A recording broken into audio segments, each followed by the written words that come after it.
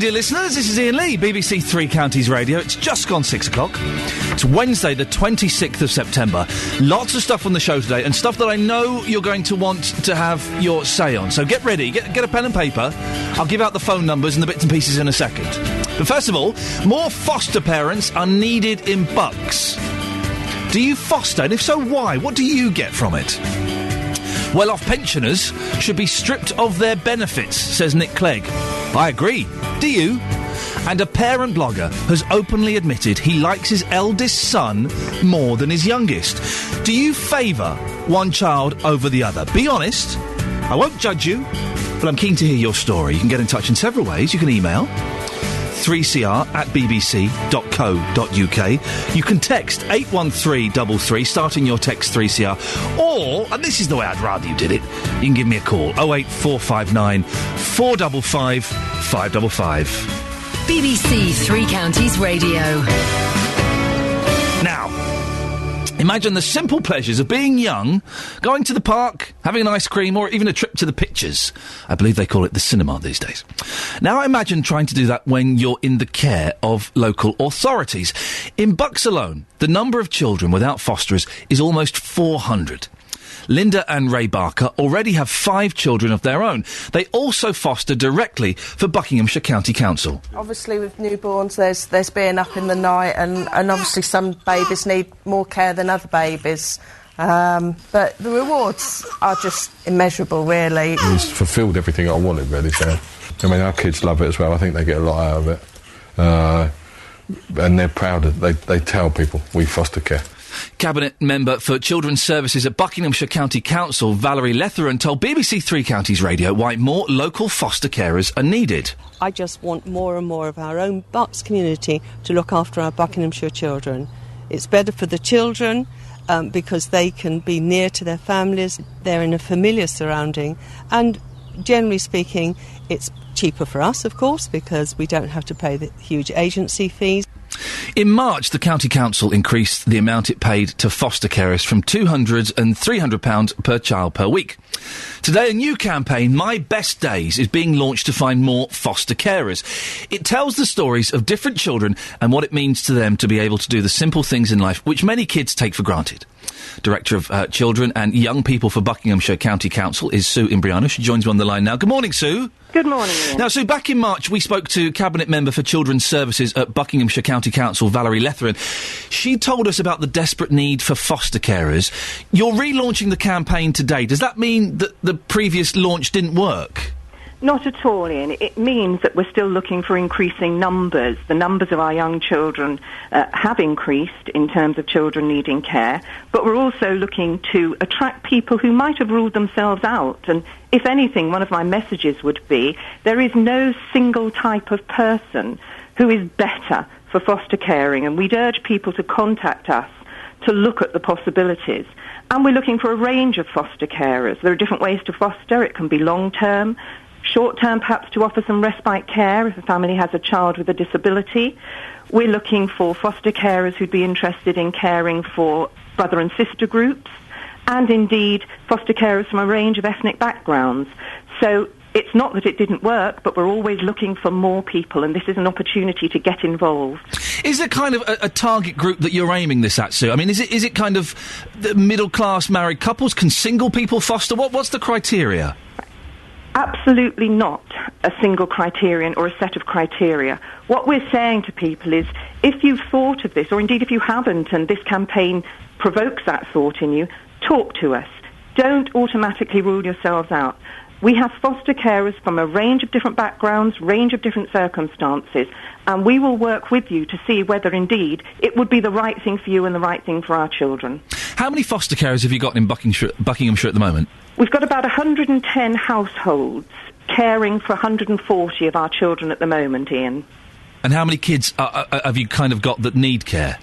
Well, we've got about 390 at the moment in foster care, and as I say, more and more children are in that position. And the really important point for us is we want to place children locally with local families, because in that way we can avoid further disruption to the lives of children, and these are children who have had quite significant disruption in their early lives. So if we can find more people in Bucks, It means that we don't have to place children outside. It means they're able to maintain their school place if they're at school. They can keep their friendship groups, and if appropriate, they've got easier contact with their birth families.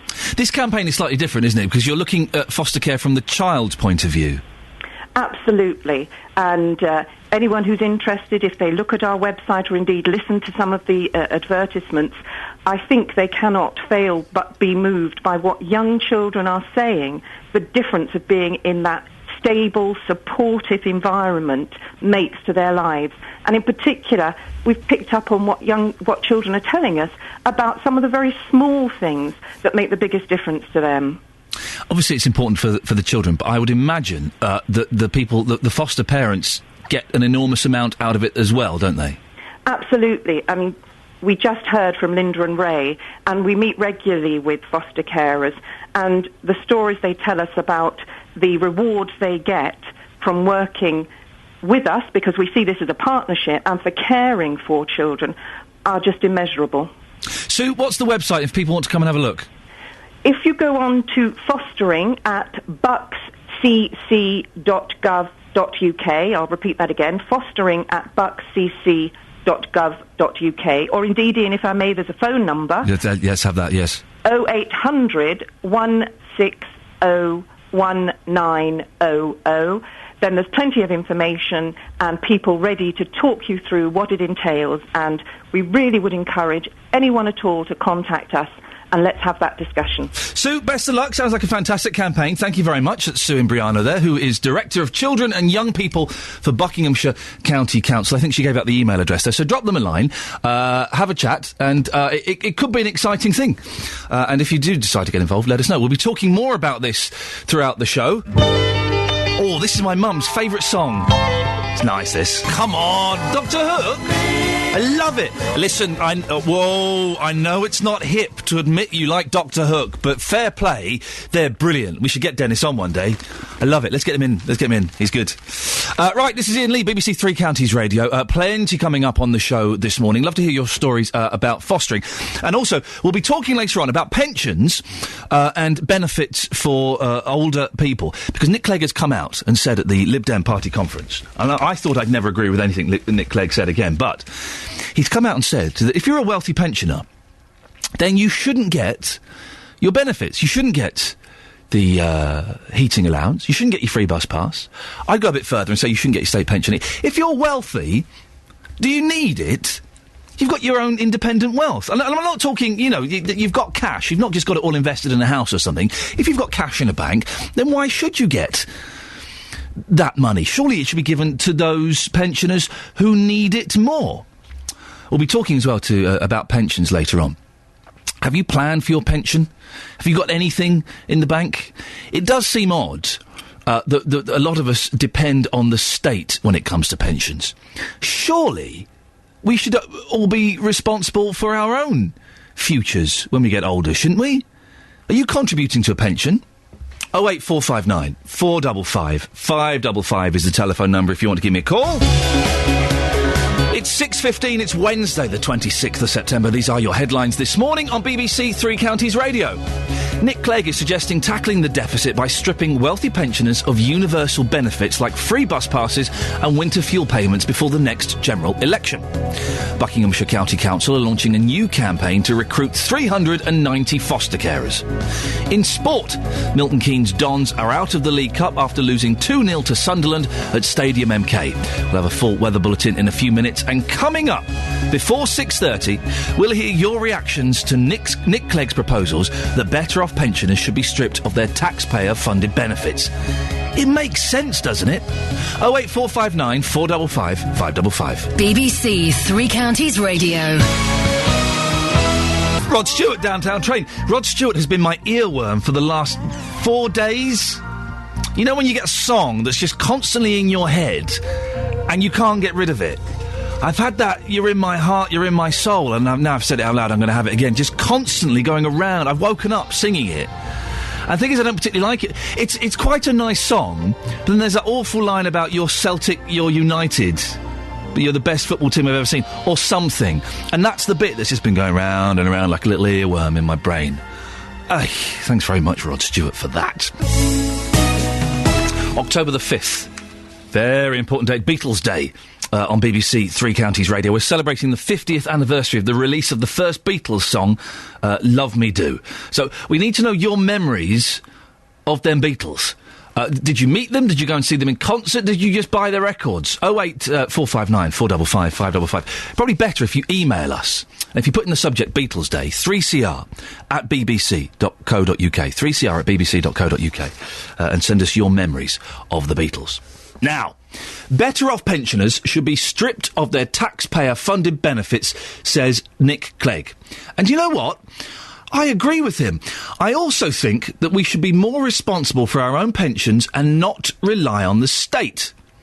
How ready are you or were you for your retirement? Our reporter Sophie Solaria has been to find out. I don't have any pensions. I was a self-employed builder and it just didn't get into the pension thing. Does this worry you about your future? Are you concerned? I'll have to sell my house, I think. So you're relying on your house? Yes. So where would you live then? I'd have to downsize, if anything, you know.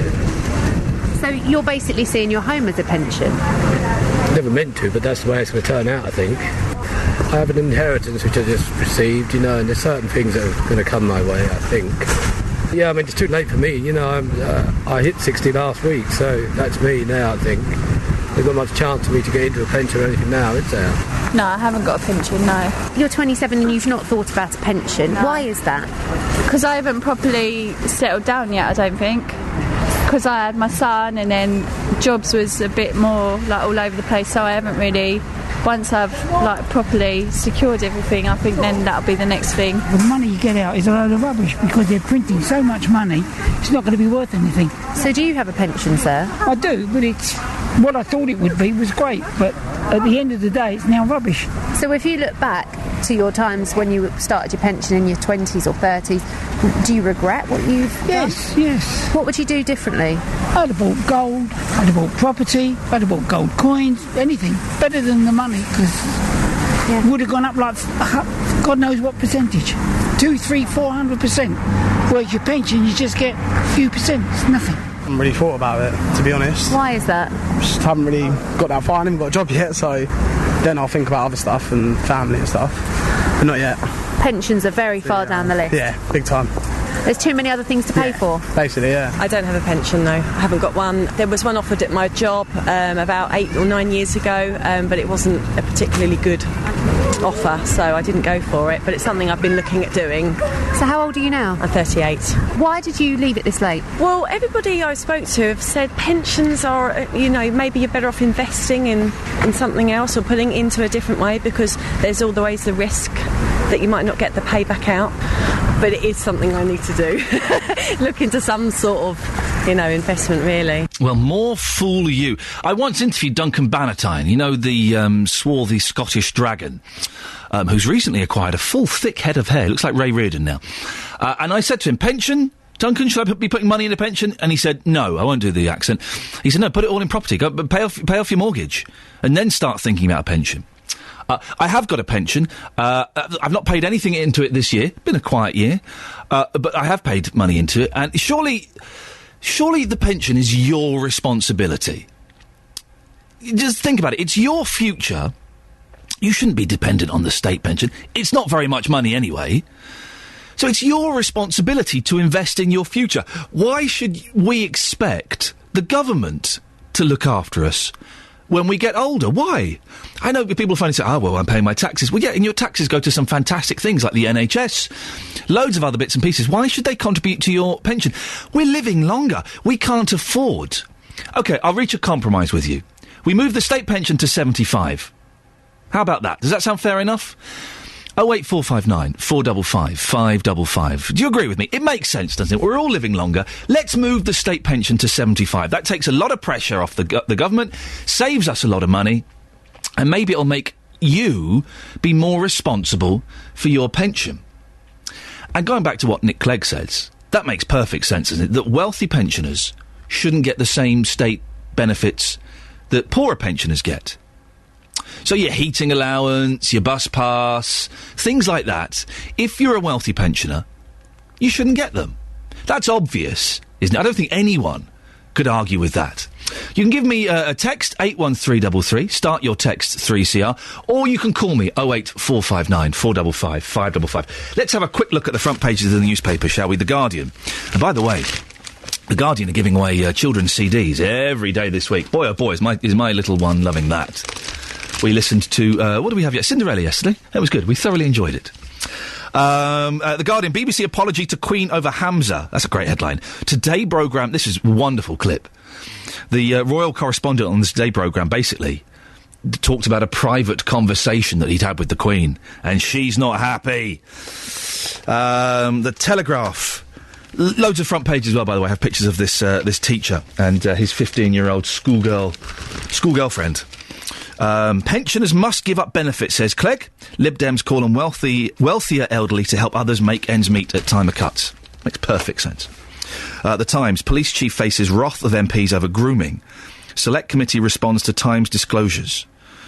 MPs have summoned a chief constable to explain his force's apparent failings during a 10-year child sex scandal exposed by the Times.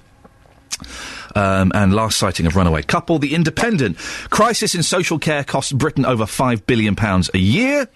And some pictures of a family being rescued during the floods. The Daily Express, Queen's anger at Hamza farce. Monarch upset evil cleric wasn't booted out sooner. It's the same story as earlier. But instead of being criticising the BBC reporter, it's saying the Queen basically wants Abu Hamza out. More pictures of that runaway couple. The Sun, he was a nice bloke. Meghan's dad recalls working with teacher. The dad of missing Megan Stammers, 15, has revealed he worked with the teacher she ran off with.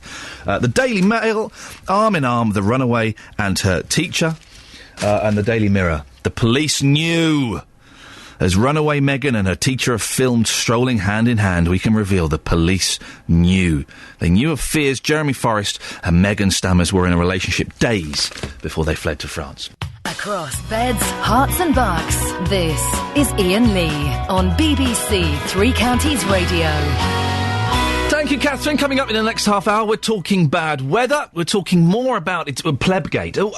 How long does a scandal have to go on for before you can add the word gate to it? It seems to get shorter and shorter these days. I would say 4 days is acceptable before it becomes Plebgate. And we'll be asking, and this is the really tough question, and I want your honest opinions on this. Do you have a favourite child? Or a favourite grandchild? Just have a think about it and be honest. We'll talk about that a little bit later on. We're talking about pensions. Have you prepared for your pensions? And should we get rid of benefits for wealthier pensioners? 08459 455 555. Thomas in Luton. Good morning. Good morning, Thomas. What's your take on this, sir? Well, a long time ago, I had well-paid jobs. I worked tunnels, mines, the Middle East and everywhere else. And I paid into an annuity fund. But when my eldest daughter went to Aberdeen, I cashed the whole lot in and bought a house. And my youngest daughter is in the horses, I looked after her. But I think that when the older generation has looked after the younger generation all of their life, then can it not be reciprocated by the younger generation looking after the older generation when it's starting to fall over? What do you mean the younger generation? Do you mean your kids or do you mean society in general? No, I mean your own. It has to stay within your family. Yeah. It's not always possible, though, is it, for kids to look after their parents? Well, maybe I'm lucky in as much that I managed to get the two of them through university. Yeah. So they've both got degrees, so therefore they're reasonably well-paid jobs. So they're in a position to help you. It's not always possible. Thomas, I've got to move on. Thank you very much for that. 08459 455 555. It's an interesting point, isn't it? That should the children be responsible for their own parents? It's not always doable. If your parents are ill, say my mum's in a home, and I had to make the decision, my sister and I, had to make the decision for her to move in the home. Boy, oh boy, did I get a lot of criticism for that. Maybe we'll talk about that a bit later on. Now, wet weather has hit large parts of the country. It's caused serious disruption. Many homes are flooded and many roads are closed. It's what forecasters are calling the most intense September storm for 30 years. Morpeth in Northumberland is one of the worst affected areas after a river burst its banks, completely flooding the town. Paul Headley is the Assistant Chief Fire Officer with Northumberland Fire and Rescue. We've been working very hard, particularly in the Morpeth area, dealing with quite extensive flooding and searching and rescuing and evacuating quite a large number of people from around about 100 flood-affected properties, 35 of which were quite severely affected by the ingress of flood water from the River Wansbeck. Well, we can get a countrywide overview now from our reporter Gavin Lee. Gavin, this is causing lots of problems for lots of people. Where are the worst hit areas? Yeah, where to start, really? I mean, North England, Eastern Scotland, Northern Ireland, probably the worst of, most of the country has experienced a fair bit of flooding in a few places, but I'll mention some of the worst hit areas because there's a big list. But Morpeth, as we just heard, Durham, Rothbury, Chesterley Street, Stockton-on-Tees, North Yorkshire particularly, Gilling West, it had 3 feet of water yesterday, and there was a care home last night, so it was pretty much swamped. They had to get firefighters to get in to carry out 19 of the elderly residents there. Some of the major roads, the A1 in North Yorkshire, massive problems. Talking about a 30-mile stretch yesterday, hundreds of people in their cars trapped. You might have seen some of the pictures overnight from that. You know, that was real havoc there. Ravensworth in North Yorkshire had probably the most rainfall for the country recorded, 123 millimetres, more than a month's worth of rain for that area. And then you have southern Scotland, and the most clicked on pictures on the BBC yesterday were those weird sort of foam gales that are blown in, causing some sort of snowstorm effect to the town itself from the North Sea. And we're talking about pretty bad problems there as well. I had a word with the emergency services this morning, and they've told me it's not the rain, it's the gale force winds that have caused dozens of people to be evacuated because overnight something like 13 trees fell on properties, and so it's pretty serious there as well. But it's a brief rundown of what we've been told is 90 flood warnings across the country. Well, that's what's happened so far, and there's more coming. Where are the other areas to be aware of in the next 24 hours? Any particularly bad spots? Yes, we're not out of the woods yet. I think it'll be at least another day. I would say in the south you're pretty okay. Moving much further north, it's pretty localised, but again, the northeast of England and Yorkshire, pretty heavy thundery showers across most of the country expected today, though. But I must say, as well as the 90 flood warnings, there are 139 less serious flood alerts. So what the Environment Agency and others are saying is you're going to get flood levels rising on most of the rivers, but the water should start to recede after that. And just to give a very brief explanation, it's born, all of this weather, because of an ex-hurricane, Hurricane Nadine, somewhere out spinning off in the Atlantic. It's basically caused low pressure, cooler airs, and it's very, the warm airs that's given a lot of moisture to come off, meaning a lot of rain on the way, to blame the hurricane. Gavin, thank you very much. That's our reporter, Gavin Lee, giving us the details of the bad weather. 08459 455 555 is the phone number. You can text 81333. Start your text 3CR. Lulu and David Bowie, there's an odd pairing. It's Lulu and David Bowie, the man who sold the world. Now, just think about this for a second.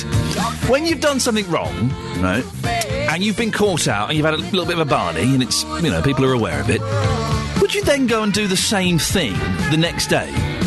Well, this is an incredible story. It's emerged that the government's chief whip, Andrew Mitchell, tried to cycle through the gates of Downing Street the day after he had a row with coppers who told him that he couldn't cycle through the gates of Downing Street. Once again, he was refused. Well, what's the best way to handle that awkward period after an argument? Jean Brooks-Smith is an etiquette expert. Good morning, Jean. Good morning to you. He really wanted to get through those gates, didn't he? Oh, I think he's absolutely crazy. Why would you do it again a second time? He's either very thick-skinned or... Well, I think the man must be a little bit stupid in every way. I mean, first of all, have we ever had a proper apology? No. When he was interviewed, I think, day before yesterday, he actually scooted around the event and said, well, I didn't say those things, etc. So he's never really apologised. So we don't know. We still don't know yet, despite the police report that possibly came out yesterday. We don't know if he dropped the F-bombs, and we don't know if he used the word pleb. Exactly. He's denying that still. Right. Well, he's denying it, and I have to be honest with you. I think that the media's making a big thing of it, but I think the expression I would say to him is just get on your bike and disappear. Because you can't... I mean, it's like a child that's told off and they go back like a naughty child and do it again. it's absolutely absurd. And he's supposed to be a person who's got a good job. One actually wonders what his job is about at the moment. But if you're going to apologise, you've got to be truthful and honest and say, come up with the fact, I made a mistake, not say, I had a bad day, I didn't. That's not a good way out, is it? Saying, I've had a tough day, No. it's not been good. I mean, we're all human beings, and we all make mistakes. We all do something that we think at the time, how crazy and then we should realise how that was wrong, come up with the truth, and then everybody will forget. But it's rather like a dripping tap at the moment, and the fact that he should go back again is absolutely absurd. It is like a spoilt child. Jean, what about those apologies when people go, I'm really sorry, I shouldn't have done this, but you also shouldn't have done that, and then they kind of turn it back on someone else? That just perpetuates things, doesn't it? It does. Well, that's what I mean. It's going on and on and on, because, come out with it and say, everyday life. I mean, I'm sure you, and I know I have, if we've made a mistake, we realistically say, I did that. We don't have to go about saying, this happened in the day. And if you do the mistake, either write a note, which I know is very old-fashioned with emails now, but that's the best way out. Don't do it on text, is that what you're saying? Don't do it on text, yeah. Oh, Just, send a little note and say, I am so, very sorry. But I think the fact is he's not actually coming out with, that he was to blame. Everybody else seems to be to blame. And now, having repeated it again, and possibly tomorrow he'll do it again. Jean, listen, I've got to go. I could talk to you for ages. We should get Jean in one day because she's fantastic. Jean Brooke-Smith, etiquette expert there on Andrew Mitchell, as Plebgate rolls on and on and on. It's 6:45, Wednesday, the 26th of September. These are your headlines this morning on BBC Three Counties Radio. Nick Clegg suggesting tackling the deficit by stripping wealthy pensioners of universal benefits such as free bus passes and winter fuel payments. Police are expected to confirm today that the medieval Wenlock jug stolen from a Luton museum in May has been recovered. In sport, Luton Town won 2-1 at Tamworth with second-half goals from Yasser Kassim and Stuart Fleetwood. The weather today for Beds, Hearts and Bucks, we're in for some slow-moving, heavy showers, perhaps thundery. Top temperature 16 degrees. Coming up, more foster parents are needed in Bucks. Do you foster? After 7, we'll meet local foster parents from the three counties. 08459 455 555. BBC Three Counties Radio. Don't forget, you can give us a call about any of the things we're talking about. Really keen to hear from you if you are a foster parent or you've been fostered. And also, surely you agree with me and Nick Clegg, if you're a wealthy pensioner, then you shouldn't get any state benefits. If you've got the money, it could be given to those who are perhaps a little bit more needy. 08459 455 555. Speak to you after this. Coldplay, Clocks. From midday today, you can listen to Nick Coffer. Nick meets a man who decided to start a fascinating scheme for the unemployed young people in St Albans. At 1, he'll have computer whiz Peter Rochford coming to answer your questions. That's Nick Coffer today from 12 till 3. I've just had a falling out with the production team. I kind of think maybe Coldplay a little bit overrated. A little bit overrated. I may have called it elevator music. I may have done that. And the children that work with me here are furious. Boy, oh boy, they are furious. Wait till their parents pick them up and then I'll be getting a stern telling off, no doubt. 08459 455 555 is the telephone number. If you want to give me a call, you can text 81333, starting your text 3CR. Now, this is fascinating, this. And as a parent of 2 kids, it's interesting. And I'm going to ask you to listen and then be very, very honest, okay?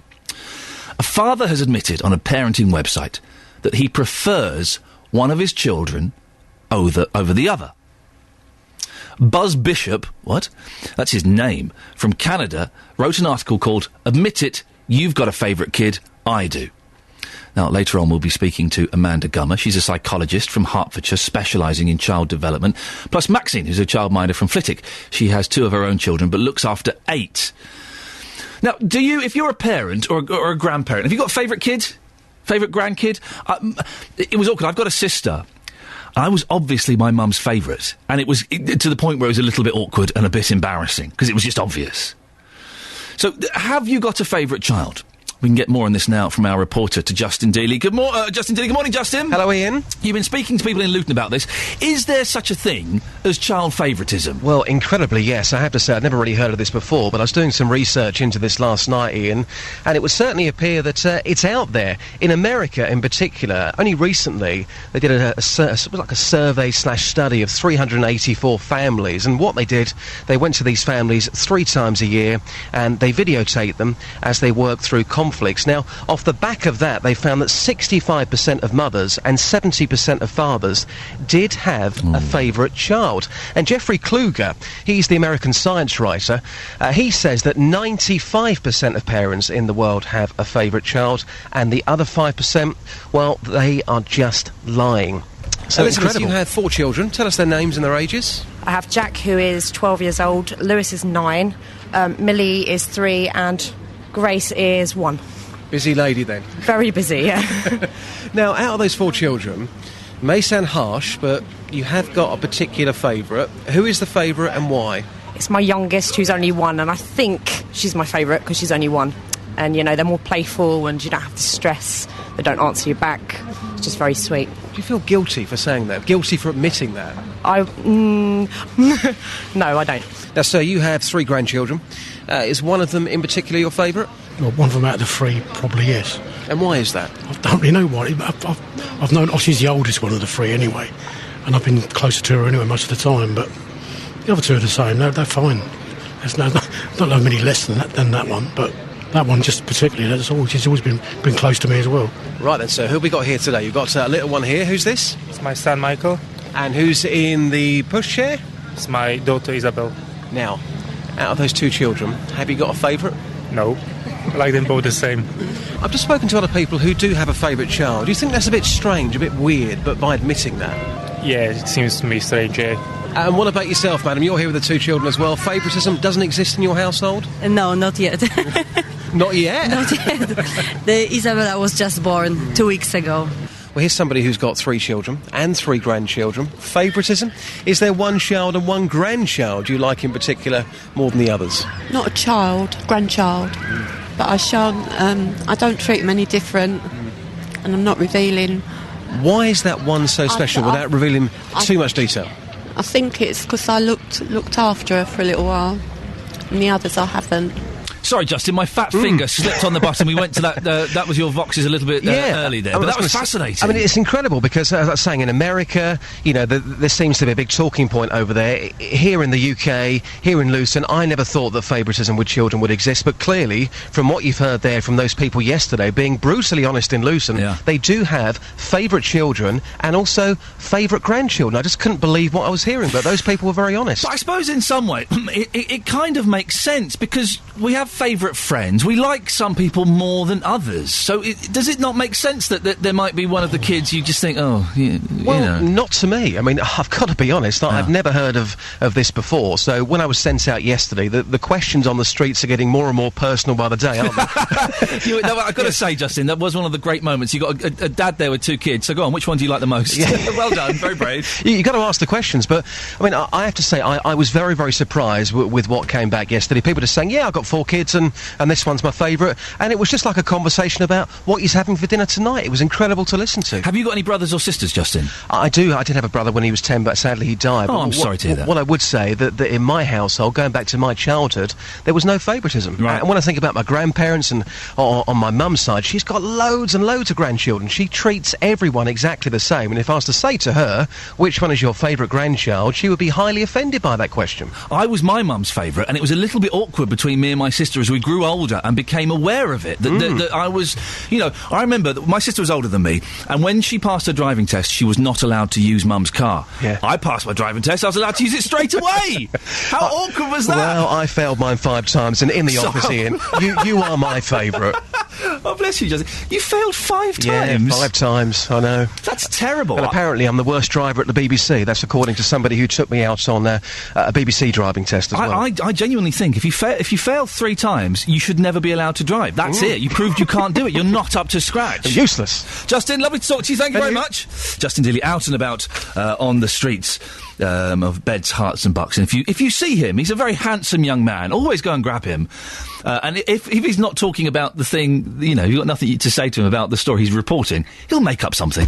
He'll make up something to get the best out of you. So there you go, you've heard it. People are being honest and admitting that they have a favourite child. So look at your kids and think about it.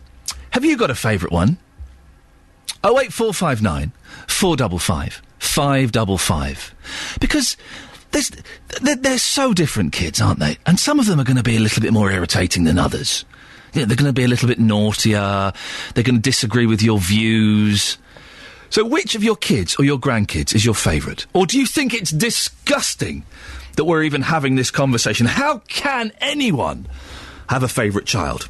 You can text 81333, start your text 3CR, or you can give me a call, 08459 455 555. B? That's the first hour done and dusted. Plenty more to come. In the next hour, more on pensions and pensioners. If you're wealthy, should you really get a state pension? Here's the news with Catherine Boyle.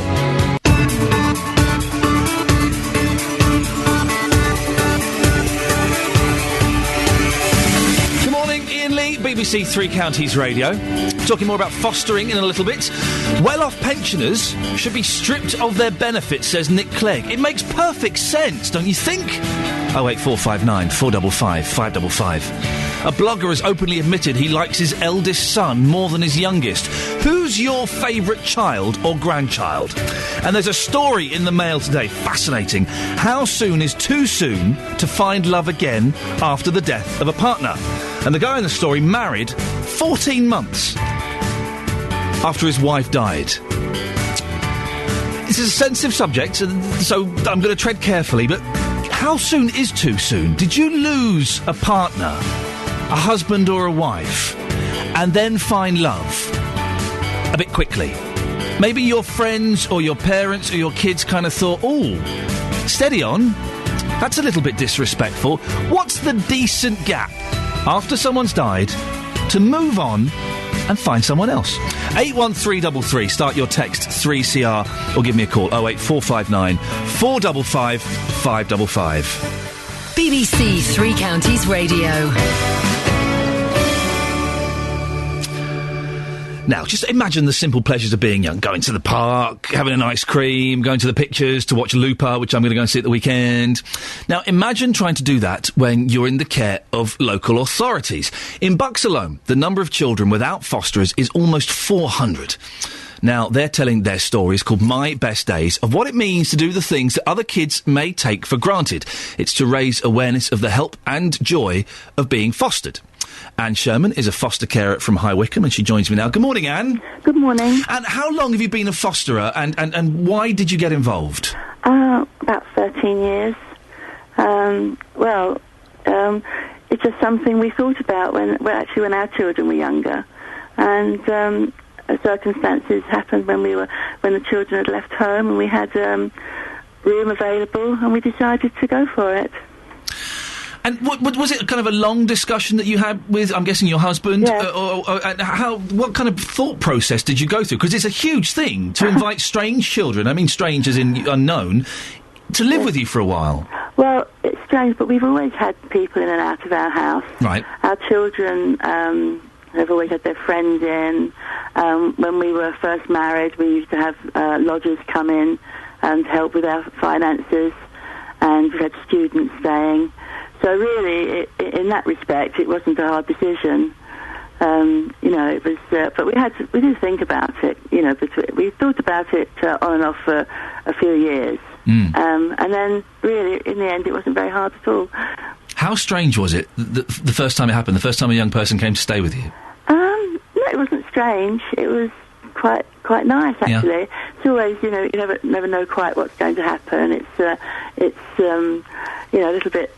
Not frightening, but you're wondering what's going to happen. It's sort of you don't know what to expect. But and there's always sort of a period when you have to get to know each other. But it works out fairly well. We've never had any major problems getting to know the children. Let's be honest, Anne. Though some teenagers. Oh, they're a pain, aren't they? Oh yes, they can be a right pain in the backside. Yes. How do you deal with that? Well, we had a pretty easy time with our children when they were teenagers. Yeah. So I kind of just use the same methods with the foster children that I do with my own children. And, I think you need a lot of patience, and you need a good sense of humour to deal with them. We've had some really difficult ones, but a lot of their problems have been because of the problems they've had in their childhood. But I don't find, I don't know. Maybe it's the sort of people we are. We're a bit laid back, and we don't really find them too much of a problem, really. And I think you've got someone staying with you at the moment, someone called Dorian. Can I speak to Dorian? Of course you can. Hold on a moment. Thank you very much. Morning. Is that Dorian? Yeah. Hello, mate. How old are you? I'm 16. Okay, listen, can Anne hear us? Yeah. Tell Anne to go in another room. I don't want her to hear us. Okay. And he asked, can you go in another room because you don't want to hear us? Thank you very much. Excellent work, Dorian. Right, now be honest. Right, what's Anne like? Well, Anne's a nice person. Yeah. At times she can be very funny, and other times she can be very serious. It depends what the moods are. Yeah. But if you're just like going around and just doing what you need to do, she'll stay out your way and let you get on with it. And does she let you kind of do stuff, does she? She's not strict and, you've got to be in bed by 8:30. There's none of that nonsense, is there? Well, you have to go in your rooms at 11, but what you do in your rooms until 12:30 is your choice. Yes, that's what I'm talking about. Yeah, but it's not really, because I've got college, so I'm usually in bed by 11:30. Yeah, listen, I'm doing this job, I'm in bed by 8:30. It's ridiculous. Well, I thought, right, when I get to nearly 40, I can stay up all night. No, I'm in bed the same time as my kids. Dorian, what's your experience of the care system been like? Well, I haven't been in care very long, like some other people, but I think that it's been quite good for me because I got kicked out on the street, and I prefer it over the street any day because I've got a warm bed, people who will support me and will look after me. But the one thing everybody misses in foster care is either their family or people who's passed away, and so we're all like a little depressed, and they do stuff to get us over that, which is really nice.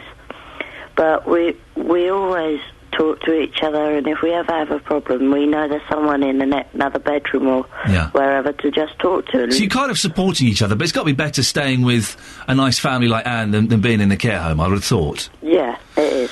So, Dorian, listen, if I ask you anything that you don't want to answer, just tell me to get lost. Okay. But you're 16. Yeah. Can I ask, why did you get kicked out? Did you fall out with your parents?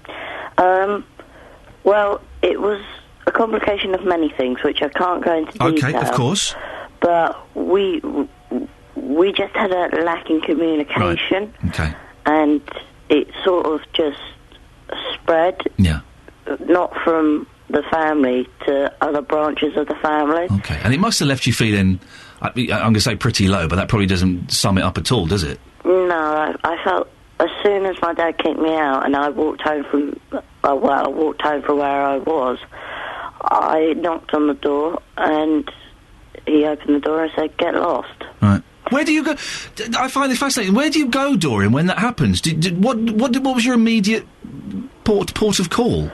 Well, it was just distraught. I just stood there for like 5 minutes just thinking, and then you're like, what do I do? And you're feeling upset and angry, and what does any upset, angry person do? They just walk. And you walk and walk just to relieve stress.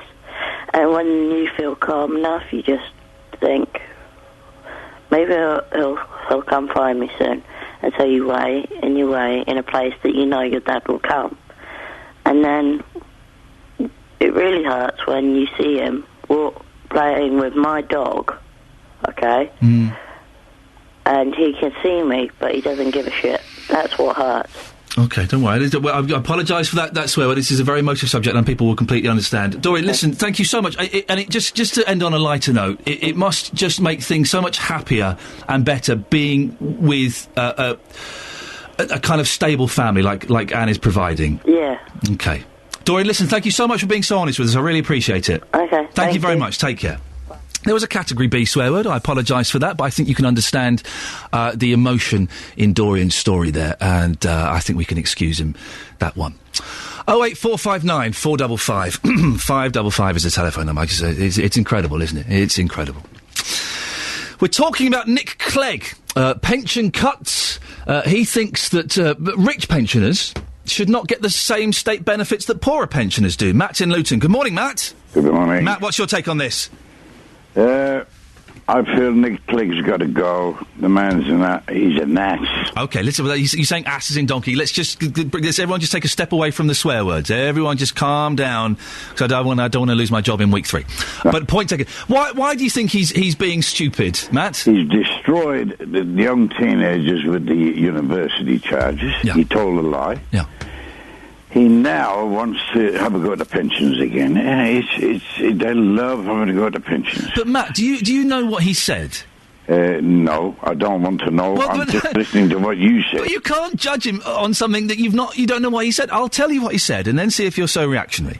He has said that wealthy pensioners should not get benefits like free bus travel and the heating allowance. Now, that makes sense, doesn't it?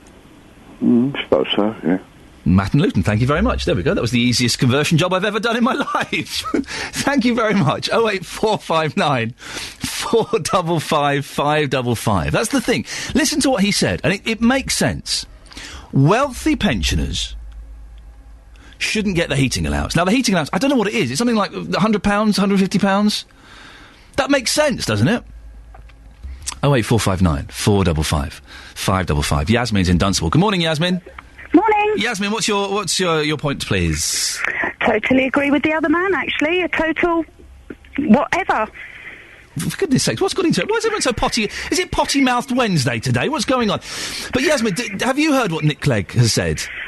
Well, only what I've heard on the radio with you this morning, but right. I just don't, no matter who it is. But they're really, if they're really wealthy pensioners, do they need that £150? And I don't know if that's the figure. I'm hoping someone will tell me. Do they need that £150 when it could go to poorer pensioners? But do they actually claim it? They get given it automatically. Well, if they're entitled to it, then I think they should do it. I think he should look at other ways of maybe cutting back people that aren't entitled to benefits. But okay, listen, my parents-in-law, they're quite well off. They're not super rich, but they're doing all right, and they're pensioners. And they have said to me, it's ridiculous they get a free bus pass and they get this heating allowance when they don't require it. Well, then that should be down to the individual. If they don't require it and don't need it, surely they have a right then to turn around and say to the government or whatever department that deals with this that, right, you can stop us, we don't need it. OK, Yasmin, thank you very much. 08459 455 555. Maybe Yasmin's right. It's down to the individual to make the decision. I don't think it's as easy as that to give money back to the government. I know, surprising, but I think it's a little bit difficult. 7:16, Wednesday the 26th of September. These are the headlines this morning on BBC Three Counties Radio. Nick Clegg is suggesting that wealthy pensioners be stripped of free bus passes and winter fuel payments before the next general election. Police are expected to confirm today that the medieval Wenlock jug stolen from a Luton museum in May has been recovered. In sport, Milton Keynes Dons are out of the League Cup after losing 2-0 to Sunderland at Stadium MK. We'll have a full weather bulletin shortly with Dan Holly. And coming up, after 7:30, we'll be talking more about whether it's right to favour one child over the other. That's after a parent blogger has been criticised for admitting he likes his eldest more than his youngest child. And also, I'm looking to talk to you. If you lost a partner, a husband or a wife, and then got married again, or fell in love again, soon after, so soon that perhaps some people kind of went, do you know what, that feels a little inappropriate. When is too soon to fall in love after losing a partner? 08459 455 555. BBC Three Counties Radio. I just had a tweet from someone. I'm thinking, I know that name from somewhere. And I'm racking my brains to see if does the name Sophie Tyler mean anything to you? Yeah, she does our travel. I'm thinking, how on earth do I know that name? And I clicked on it, and she says, I do the travel. It's like, yes, it's our Sophie Tyler. She's tweeted about parents favouring a child. I think my parents just prefer whichever child is being least irritating on any given day. That's possible. It can kind of flip back and forth between children. It's odd, isn't it? If you've got kids, is there one that you like the most? Be honest. I don't. I've got 2 boys. I love them both equally. I interact more with the eldest, simply because he can walk and he can talk and we can have conversations. The other one's a baby. So there's more interaction. I wouldn't say I favoured him because of that. 08459 455 555. And pensions. Nick Clegg says that wealthy pensioners should not get the same benefits as other pensioners. Pat's in Houghton Regis. Good morning, Pat. Good morning, Ian. Pat, do you agree with Nick Clegg on this? Well, what does he class as rich pensioners? He's not given a specific, but there are some people to whom £150 heating allowance, they don't need that. Well, if they don't need it, let them decide who they give it to. I mean, they're quite intelligent enough if they become rich in the first place. But, Pat, listen, if someone gives you 150 quid, right, and you didn't need it, you'd still keep it, wouldn't you? You're not going to go and give it to someone. Why should the onus be on the wealthy pensioners? They got more important things to do. Because they've earned that money, and on top of not earning that money, if you class wealthy as having a bank account with a certain amount of money in it, yes, you can be sure when they become ill, the government will take everything from them to look after them and their care. And they only do it in England, and they will take that money off them, every penny. So then they become not wealthy. Well, they don't take every penny off them. They do. They take their house. They don't take every penny, Pat. They take their house. They leave 21,000 exactly at the end of it. It's 21,000. 23,000, I think now. But yes, they've earned that money. Yep. They've earned that right. But what do you do with the millionaires out there? Then everyone seems to pick on the pensioners, the frail, and the poor. Even the benefits side of it all. You know, if you're not getting any rise in your benefits, I don't care about the unemployed. The unemployed are trying to make ends meet. Yeah. And if you don't raise their amount, they're in trouble from the beginning, just like people who don't get wages. Pat, we're going off on a slight tangent. Stay there, because I think Janet in Great Hormead disagrees with you. Janet, what's your take on this? No, I totally agree. You know, I'm a carer. Yeah. And I go to people, lots of people. Some are very poor or not so well off, and there are some people that are wealthy. Yeah. And I have a client that actually tried to give the money back because he didn't need it, didn't want it, didn't need it. Yeah. And he thought it'd be a good idea for it to go back into the system so somebody that isn't as well off will get their heating allowance. And there isn't a provision for that to be done. So, you know, so he gave it to charity. Right. But I don't know what charity he gave it to. But if it had gone back into the same system, which would have meant that somebody that, even with £150 they get, are still struggling, means that they get extra heating. Pat, Janet works with a millionaire pensioner who tried to give it back and couldn't. That person doesn't need that money. They shouldn't get it, should they? It should be automatic they don't get it. Well, the thing is, they should have a bit of an even playing field. You've got people abroad that get heating allowance, and I agree they shouldn't get it when they're abroad. But focus in this country, millionaire pensioners, or even rich pensioners, surely they shouldn't get it if they don't need it. You're not talking about millionaire pensioners, though. You're just talking about what they class as rich, and we don't know how he defines that. Okay. But if they want to give it back, then that's fine. But if they can't give it back. They can't. That's what Janet's saying.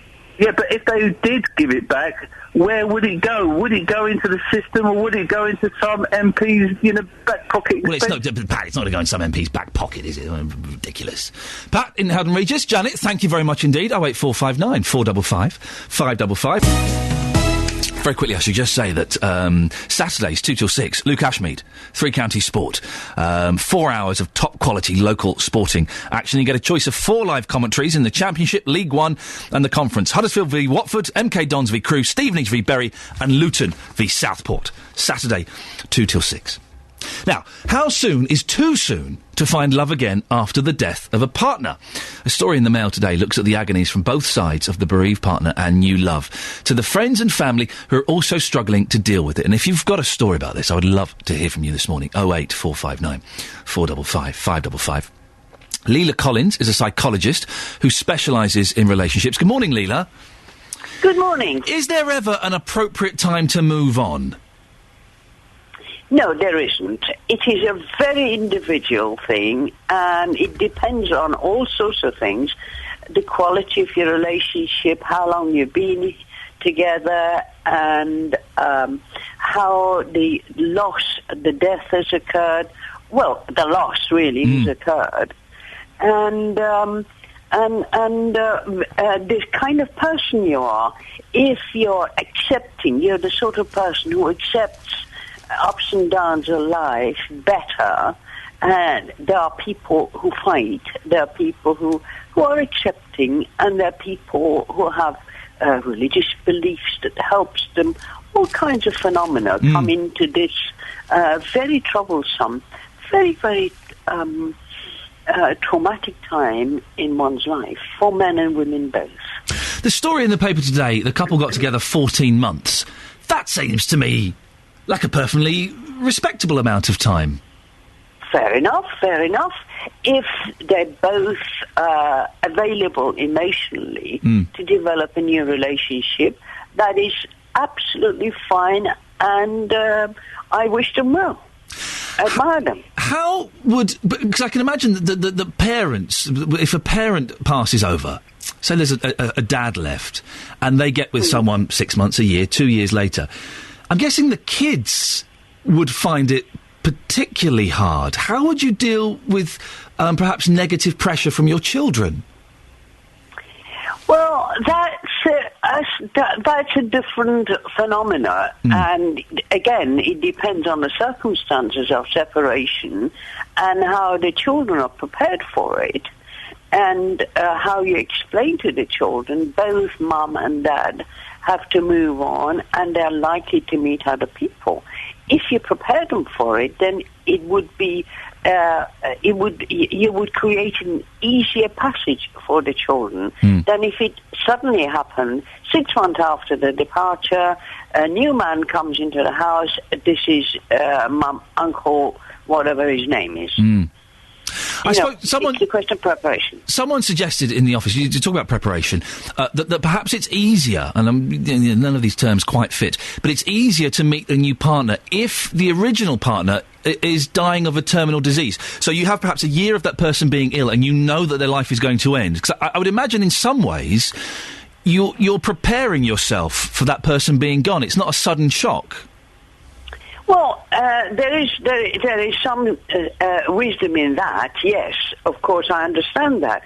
But I think at some very deep and emotional level, you never know if it's going to happen, and you hope some miracle occurs and this person is going to be saved. You're going to be the one exception.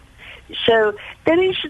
Although to some degree it is a preparation, that's why in many respects I don't believe in euthanasia. But also, yes,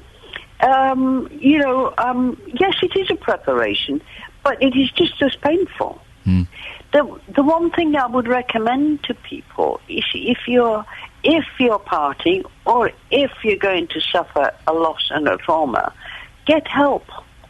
Get therapy, get somebody to talk to who has no axe to grind and can help you to absorb the pain and dissolve the pain.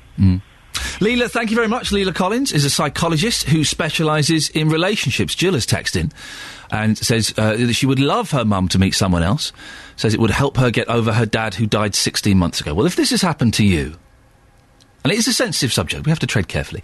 If you lost a partner, or a husband or wife, loved one, how soon after did you find somebody else?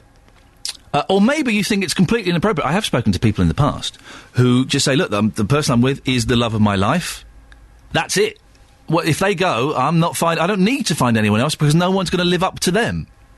08459 455 555. Across beds, hearts and bucks, this is Iain Lee on BBC Three Counties Radio. Thank you, Catherine. Plenty in the next half hour of the show. We'll be talking about favouritism, the Wenlock jug, and we'll be finding out. We had a gentleman in yesterday who'll be holding a protest for 40 days and 40 nights outside an abortion clinic, and Justin will be there to see if the protest is taking place and how it's going. Now, I'm going to say a name to you, and I want you to think for a second about who it is. Rowan Williams. Have a think. No. Could be. I'll tell you. It's the Archbishop of Canterbury, or soon to be ex-Archbishop, because today church officials are going to choose someone to replace him. Well, an opinion poll done for BBC Local Radio shows that more than half the country think the current Archbishop, Dr. Rowan Williams, has been a good leader, but a quarter think he hasn't kept the church relevant in modern Britain. Well, our reporter, Justin Dealey, has decided to ask you in the 3 counties what you think. So, Sue, this man you're looking at right now, who do you think that is? No idea. No idea at all? Nope. The Archbishop of Canterbury. Oh, right, OK. You don't really care, do you? No. No.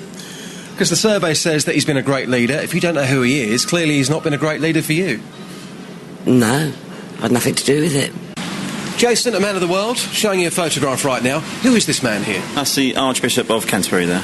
Can you name him? It's kind of there, but it's not. I can't. I'll need some deep thought first. If I said to you, Dr. Rowan Williams. Yeah, you got there. Well done. Has he been a great leader, as far as you're concerned, even though you don't know his name? I don't really follow too much kind of what he does. I've seen the comments come up in some stories now and again, but it's not one I really look into too much to pass a comment, to be honest. And lastly, here's Stuart. Stuart, this is not Dave Lee Travis. Who do you think this person is? I don't know. Who is that? Keep guessing. Come on, who do you think it might be? Apparently, we love him here in Beds, Hearts and Bugs, but the people I've been talking to don't really know who he is. That makes just one more of us, then. It's the Archbishop of Canterbury, No. Dr. Rowan Williams. He doesn't. Yeah, that's him. Grief. Nah, he doesn't. Well, Christina Rees is a priest from Royston, regular on this station and a member of the Archbishop's Council. Good morning, Christina. Good morning, Ian. Oh, I feel sorry.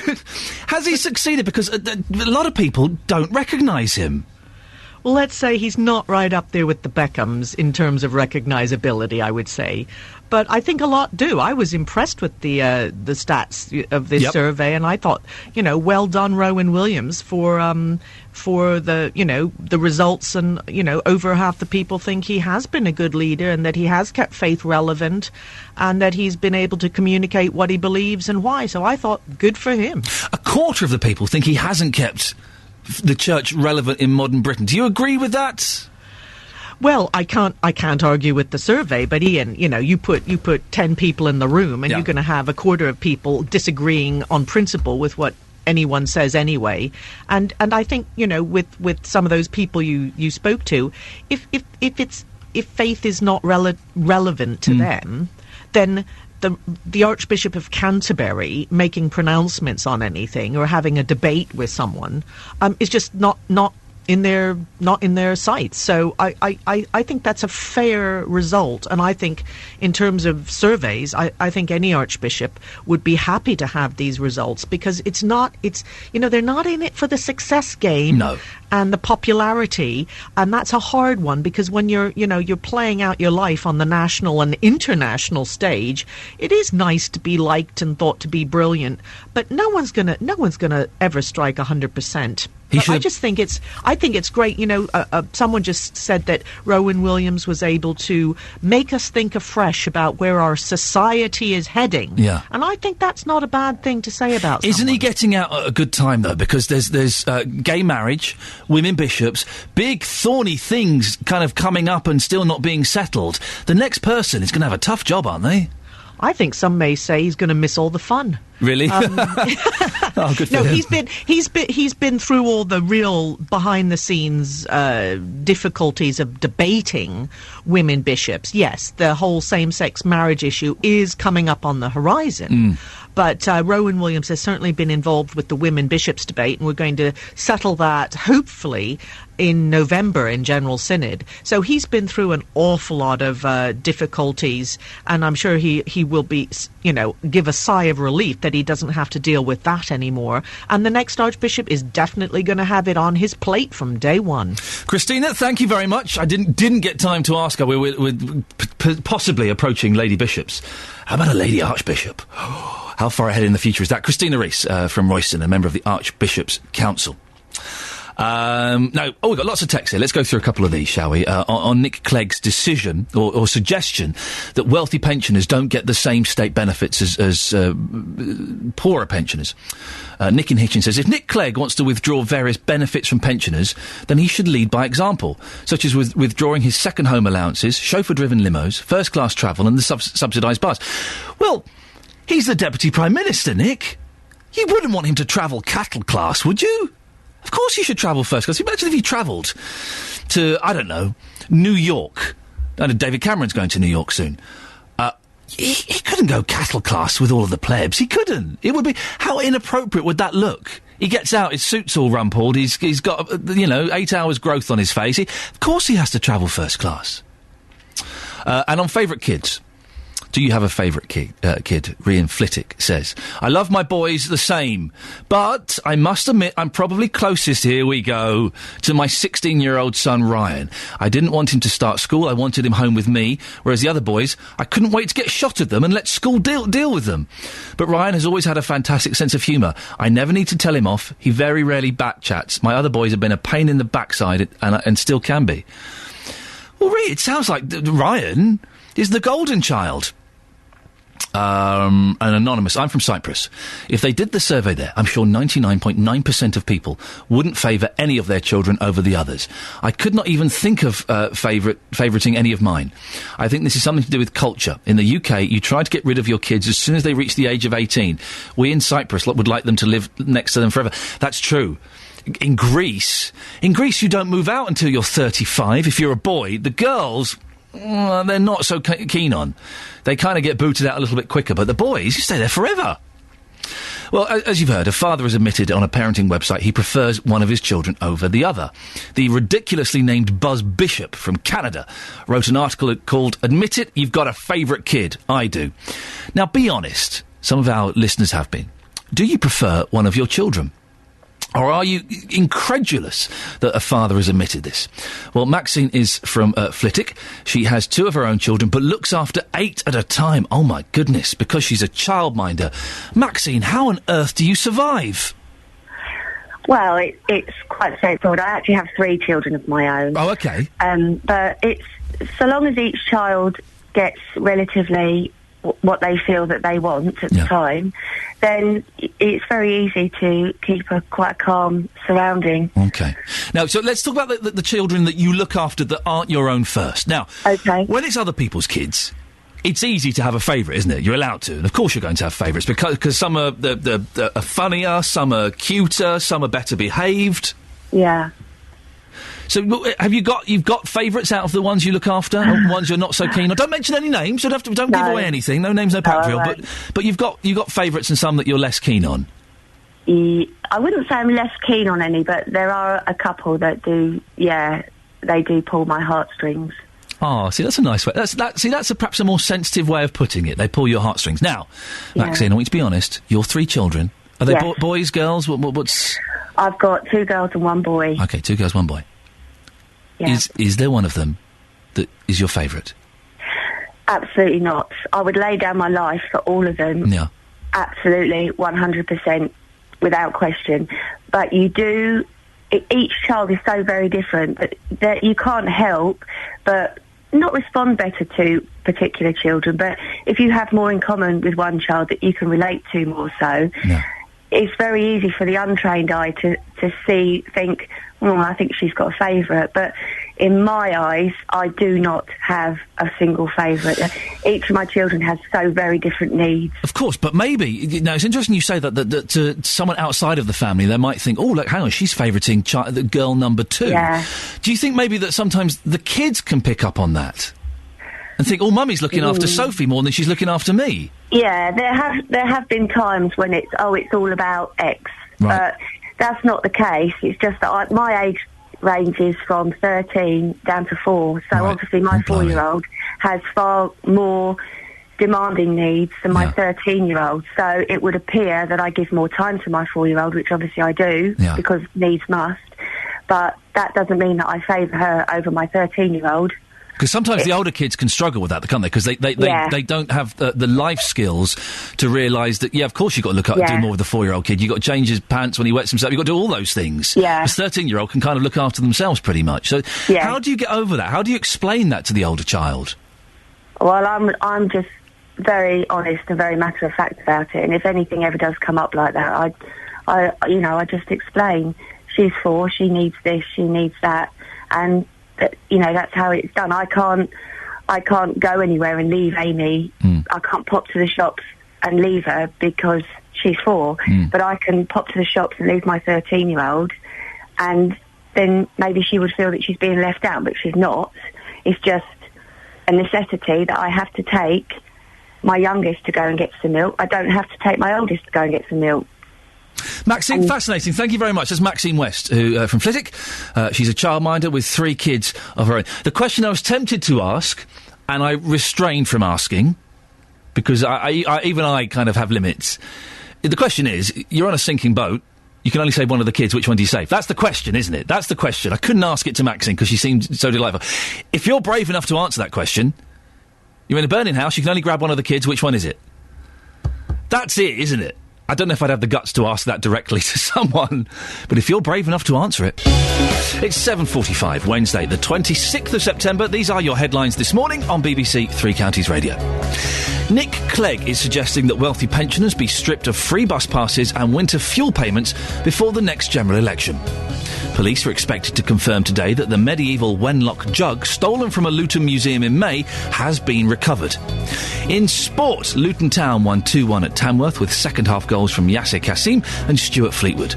The weather today for Beds, Herts and Bucks. We're in for some slow-moving heavy showers, perhaps thundery. Top temperatures 16 degrees. And coming up, police are expected to confirm today that the medieval Wenlock jug stolen from a Luton museum in May has been recovered. We'll find out more before 8. BBC Three Counties Radio. I'm very excited. Beatles Day, yes. Friday the 5th of October. Nice work, Justin. BBC Three Counties Radio. I love the Beatles. I listen to that trail a lot, and I can't work out what the first noise is in that trail. We've had some suggestions. I don't think they're correct. I recognise all of the songs. There's a noise at the start, and I can't work it out. Is it... maybe it's from the Sgt. Pepper. The Sgt. Pepper's reprise. I don't know. Let's see, if any Beatles experts out there that know, then give us a call, 08459 455 555. Now, as we mentioned on the show yesterday, from midnight last night, one of the biggest campaigns against abortion began. Protesters planned to stand outside abortion clinics in 316 locations worldwide, 24 hours a day for 40 days, including in Milton Keynes. Andy Burton was the gentleman we spoke to yesterday, and I believe Justin Dealey is outside the Milton Keynes centre. Justin, what's going on there? Yes, Ian, I am actually here. How many people do you think are here at this moment in time? Take a guess. 5. No. 2 people. Oh. And I had to really struggle to find these people as well because there's absolutely no banners, no leaflets whatsoever. Yes, I know it's early in the morning, but I'd probably take me about 5 or 10 minutes to find these people. So they're not outside the main entrance? Well, they're not outside the door itself. They're probably about 20 yards away. OK. So there's 2 of them here. We've got Teresa Bryan and also Bernadette Cassidy. Just going to have a very quick chat now with Bernadette. You're not from Milton Keynes. Tell us where you're from. I'm from Letchworth. And how long have you been here for this morning? Since 6:30.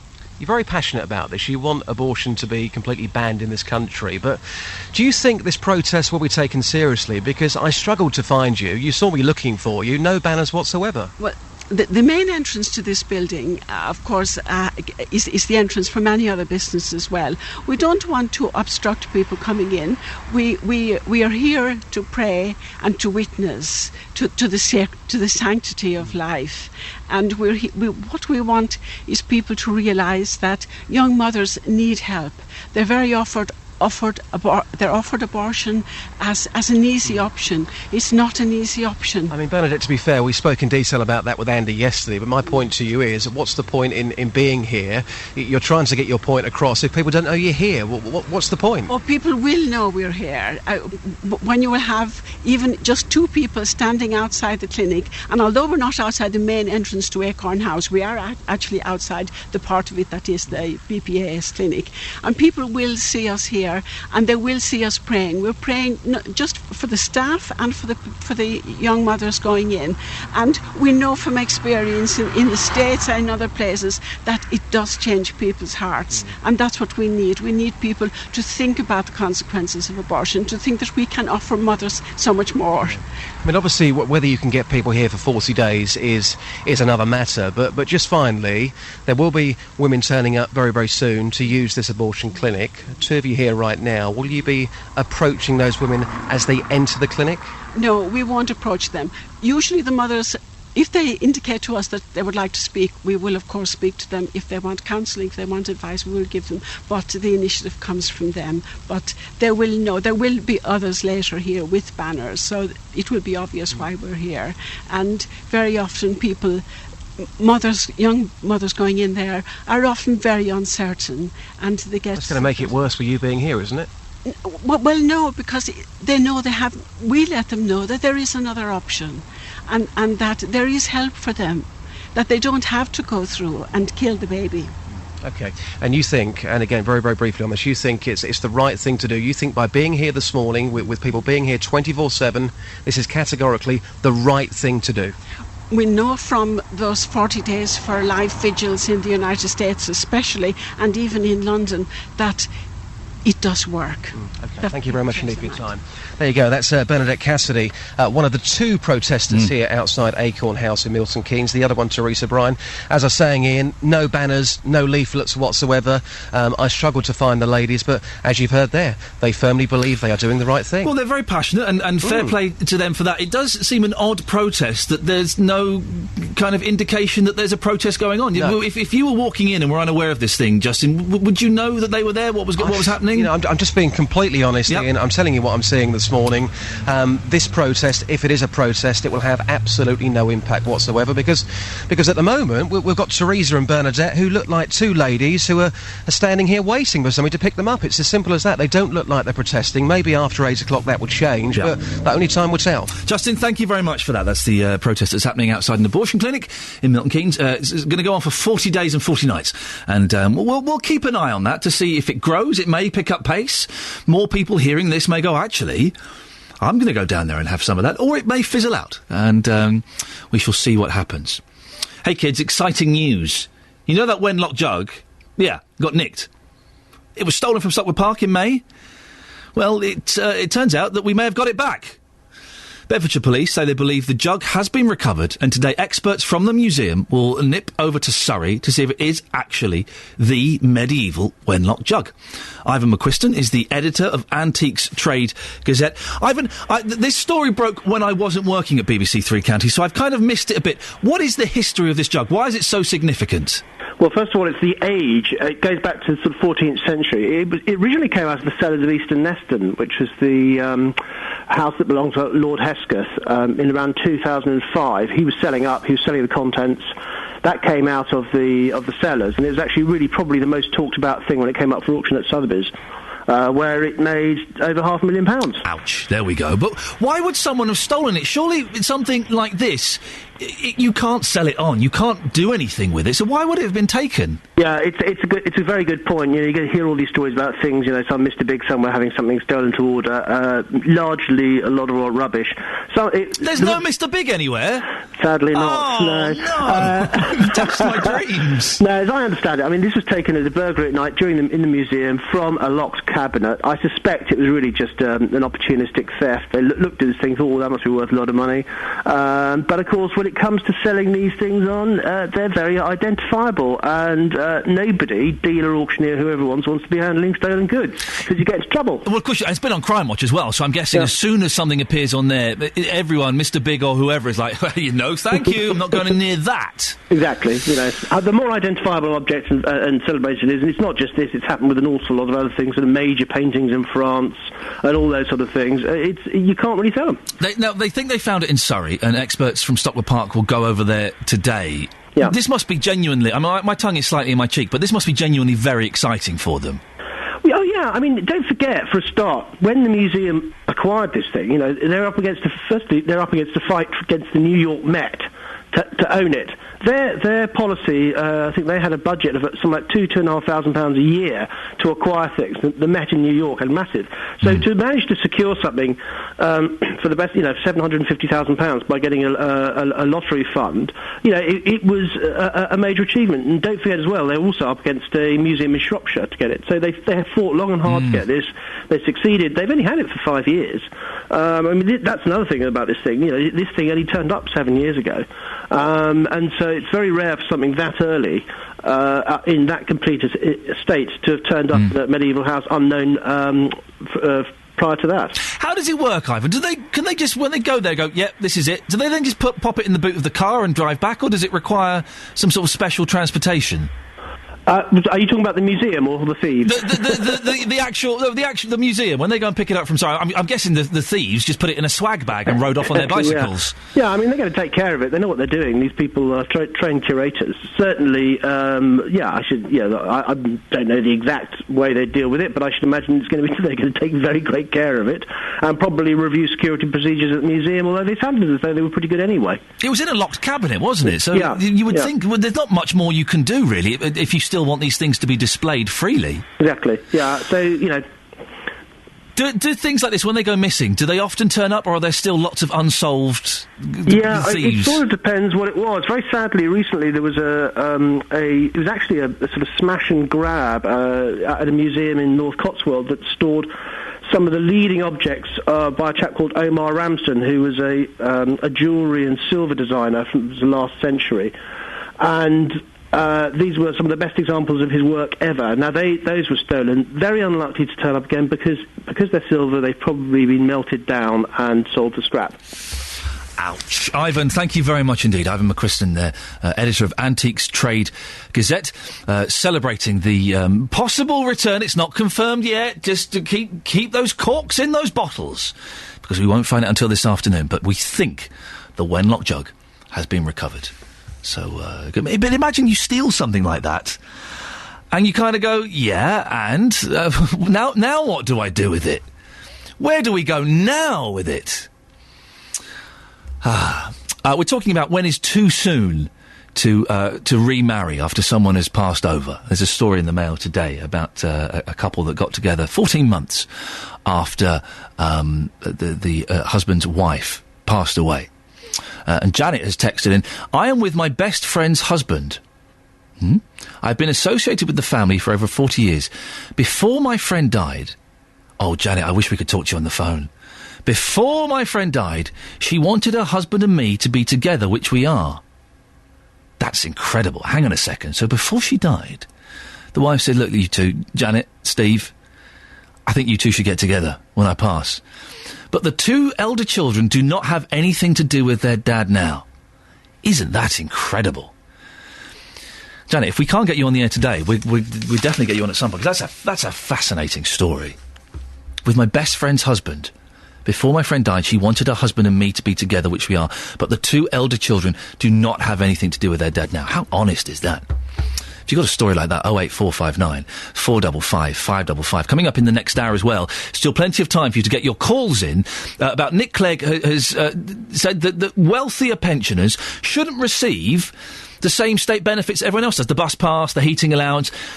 That makes sense, doesn't it? If we're trying to save money in these days of austerity, if you're wealthy and you're a pensioner, you don't need a free bus pass. You don't need the £150 heating allowance. That's obvious, isn't it? So here's the deal. You're a pensioner. You've got more than, £70,000 in the bank. You don't need your heating allowance. Talk more after the news.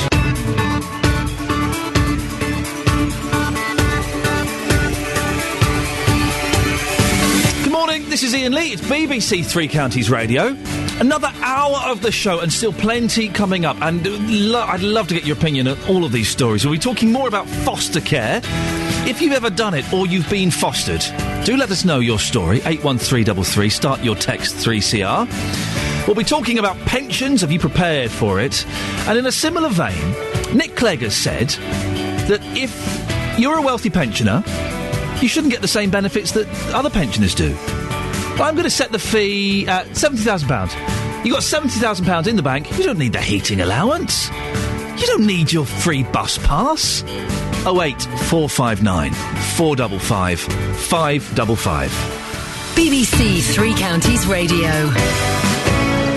We've also been talking this morning about a story that's in the Daily Mail about a man whose wife died, and 14 months later he married someone else.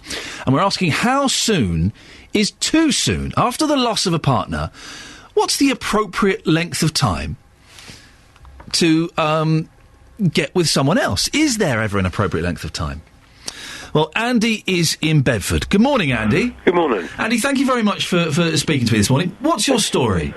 Well, I was married for 9 years. My wife unfortunately passed away. She'd been ill for quite some time in spring of 2008. And I wasn't looking for another relationship after that. But in 2009, I was introduced to someone through mutual friends. We got on really well. And after about 8 months or so of knowing this lady, we started dating. The relationship didn't last as a romantic one, although that lady and I are still very close friends. And I'd rather have my life as a friend than not have her in my life at all. Can I ask, Andy, how... what was the length of time from your wife passing to you dating this lady? So I would say about 16 months. Okay. And I don't know if you got family or friends. Did anybody kind of raise an eyebrow and, maybe suggest that perhaps that was inappropriate at all? No. No one did. Everybody was, quite happy that I'd found someone. Everyone was quite happy that... I was happy again through meeting this person, dating this person. Everyone was very supportive.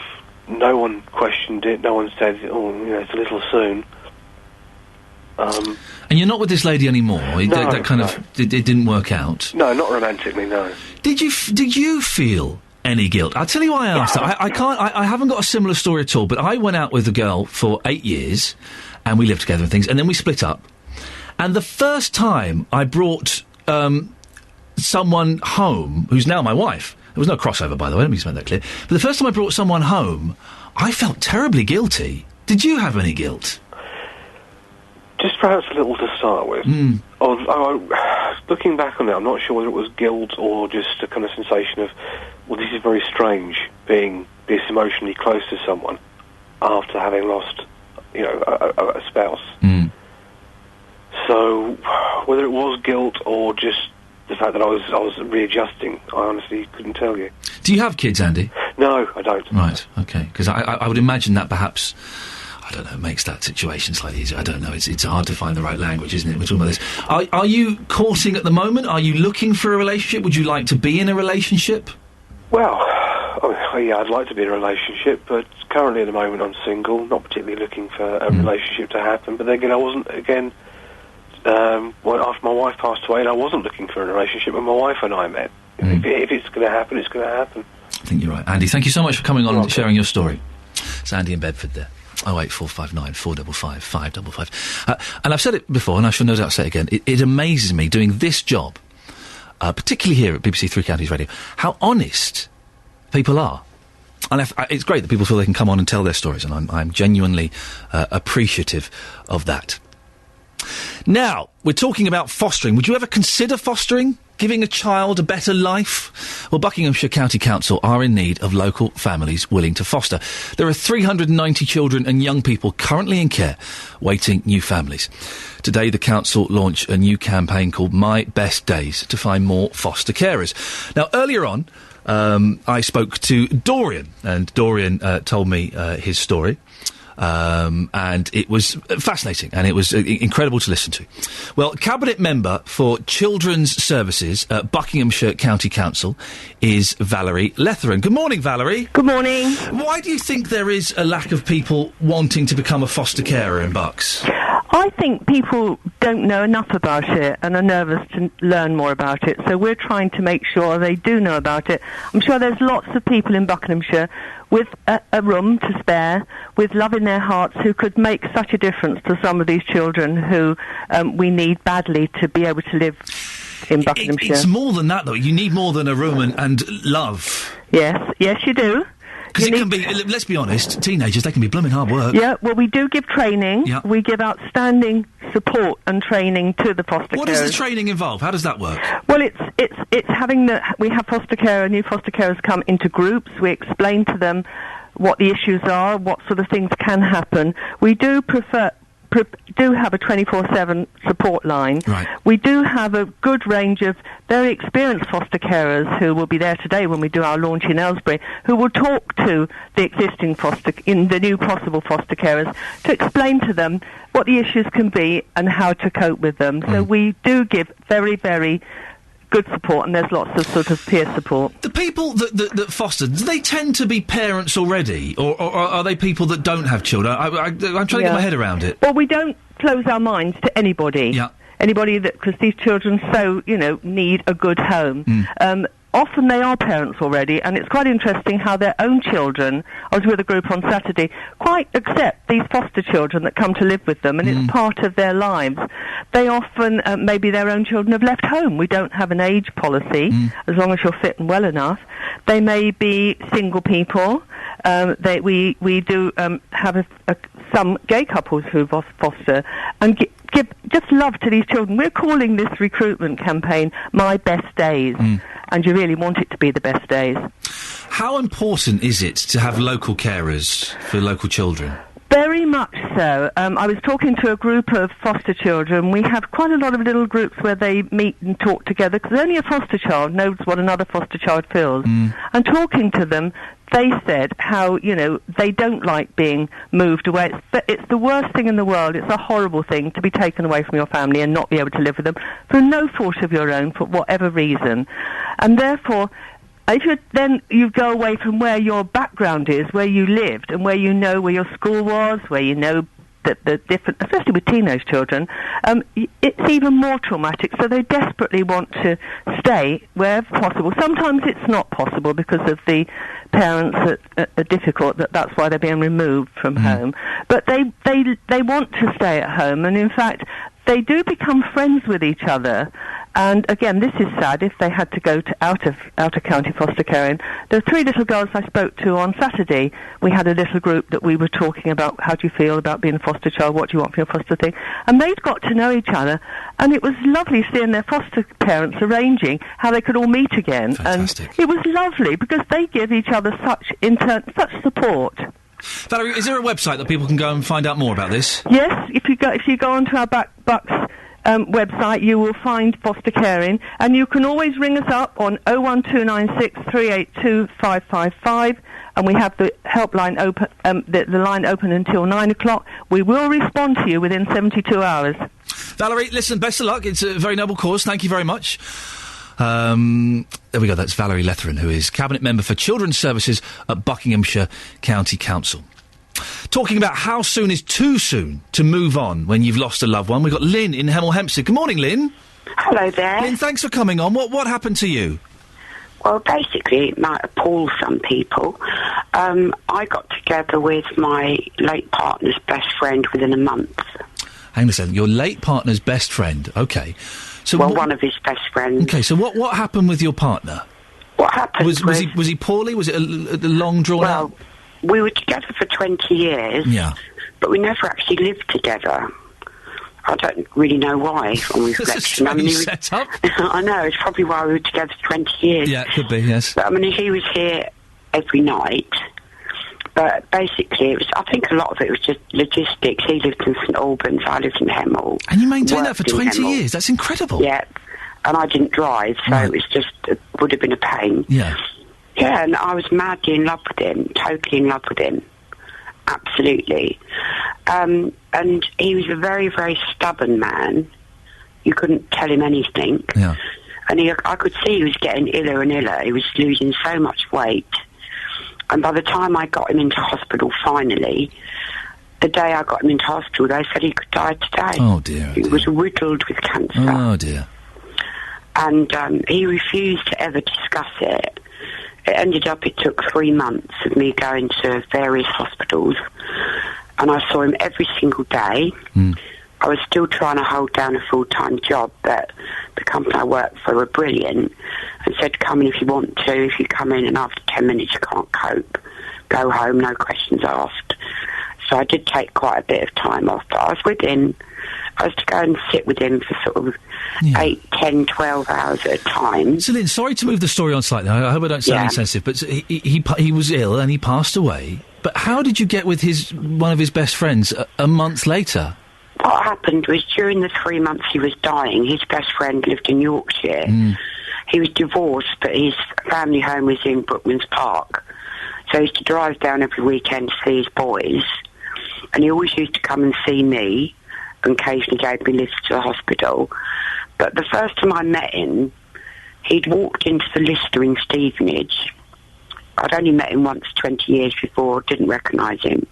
He walked into the Lister, walked over to Peter, his face lit up, and he held his hand, but held Peter's face in his hands and kissed him on the forehead. And I fell in love with him. Wow. I just thought it was such an unmanly and wonderful thing to do. And I just sort of fell for him.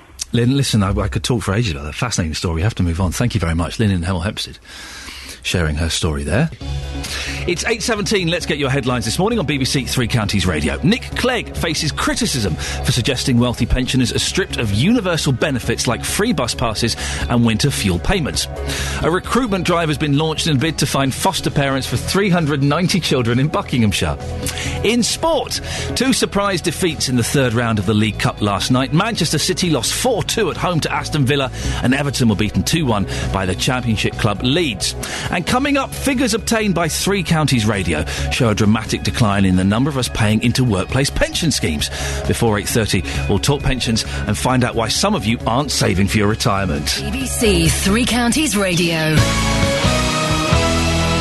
Jonathan, you've cheered me up. I've been a little bit grumpy this morning. Oh, good. Oh, sorry? I can't have you feeling grumpy. I came in and I kicked all of the staff and swore at them. I just, you know, sometimes you wake up, there's no reason for it. A bit tetchy. A little bit tetchy. I'm always tetchy. I've noticed. That's what makes your show such a good listen. You're in I loved your show. When was it? Was it Monday you were doing the carrier bags? Yeah, no, that was last Friday. Was that last week? Yeah. You were in a foul mood then. Well, people get on my nerves. And then they phone up and talk to you. Which is great. What delights have you got on the show this morning? Well, we're going to continue the discussion that you've been manfully creating. Thank you. It's true to say on your programme this morning. I'm asking, do wealthy pensioners deserve their benefits? No. Well, they don't, of course I they know don't. I know that. Nick Clegg has announced that the Liberal Democrats are exploring plans which could mean wealthy pensioners losing their universal benefits. Benefits like free bus passes, free TV licences and the winter fuel allowance. They get free TV licences as well? Yes. I did not know that. Oh, for goodness sakes. They're currently protected for all pensioners, but only until the next general election in 2015. The plans would mean those pensioners with a net worth of more than £1 million would lose the benefits. But do these plans make sense to you? From 9 this morning, I want to hear from you. Do wealthy pensioners deserve their benefits? Can I just put to you? Please do. I just want to challenge a view that you have been sharing with people this morning. I mean, yes. You're saying that it's outrageous that people like, for example, Alan Sugar, Dame Judi Dench, these are pensioners, receive their benefits. Yes, these are people that have put quite a lot of money into the system. That argument doesn't wash. Why not? Alan Sugar. He's a multi-millionaire. Does he need the £150 a year? How often does he get on a bus? He doesn't need it, but does he deserve it? No. Why doesn't he deserve it? It should be means tested. If you've got over, let's say, £70,000 in the bank, don't include the house, that doesn't count, then the money... someone called in saying that they worked with a millionaire pensioner, and the pensioner tried to return the £150 heating allowance they got, and they couldn't. There's no mechanism. No, you give it to charity. If you want to help people with that money, then give the money to charity. But why do you not deserve it if you've if you've worked very hard, if you have been successful, if, for example, like Alan Sugar, you employ loads of people who all pay taxes, you pay loads of corporation tax for your business, you contribute millions to the economy, then why do we turn around to people like that and say, oh yeah, but because you're so wealthy and because you're so successful, you no longer deserve your little perk in retirement? Do you know what I'm looking at right now? What? I'm looking at what's wrong with this country. Jonathan, I'll be listening to your show we'll see what people think from 9. They'll agree with me. I may call in. I'm really angry about it. Thank you, Jonathan. Jonathan Vernon-Smith from 9 o'clock. Always worth a listen. Right. From midnight last night, one of the biggest campaigns against abortion began. It's worldwide, and people are standing outside abortion clinics in 316 locations across the globe, 24 hours a day for 40 days, including the BPAS abortion clinic in Milton Keynes. Our reporter, Justin Dealey, has been there this morning. Justin, earlier on, there were 2 people there. Has anybody else turned up? No, still just 2 people here, Ian. It's got to be said that we were told by Bernadette earlier on that more protesters will be on the way from 8 o'clock. It's now, 8:24. They still haven't arrived. They are late. Still, there are no banners. Still, there are no leaflets. I think anybody walking past would think it's 2 ladies who are waiting here for a lift. I'm going to put one very brief question to Teresa Bryan, who's one of the 2 protesters. Teresa, I've got to be honest with you. What is the point in this? You look quite bored there right now. No banners, no leaflets. Nobody knows who you are or what you're actually protesting against. Is there any point in you actually being here today? There is a point, but we're not here to protest. We're a peaceful presence, and we're here to pray. Now, the numbers will vary from time to time during the days and the weeks, but the main thing is we are here to pray for an end to abortion, and also that mothers know there are choices, because abortion coarsens our life and reduces our humanity. Obviously damages family and damages our whole culture and our life. So that's the main thing, is to pray for the awareness of that in people's hearts. OK, thank you very much indeed for your time. That's Teresa Bryan, who's outside Acorn House here, Midsummer Boulevard in Milton Keynes. As I say, Ian, still only 2 protesters here. I'm telling you what I can see this morning. It doesn't look like a protest whatsoever. Come back to me at about 10 to 9 and we'll see if the situation develops any further. Justin, we'll speak to you later on. Thank you very much. The thing that gets me there with what that lady was saying is I think that the women are going for the abortions. They do know there are choices. I don't think anybody... OK, let me rephrase. I think very, very few people, and I mean very few people, take the choice of abortion lightly. I'd imagine that there could possibly be 1 or 2 people who think, But I think it's a very, very tiny percentage of people who would ever make that decision lightly and use it as a form of contraception. Anyway, talking pensions, after Nick Clegg has said that rich pensioners should not get benefits. Peter's in Walmer Green. Peter, do you agree with Nick Clegg? No, not at all. Why is that? Not at all, because there has been so many attacks on pensioners in various ways, insidious type attacks. I mean, people are now talking about bus passes.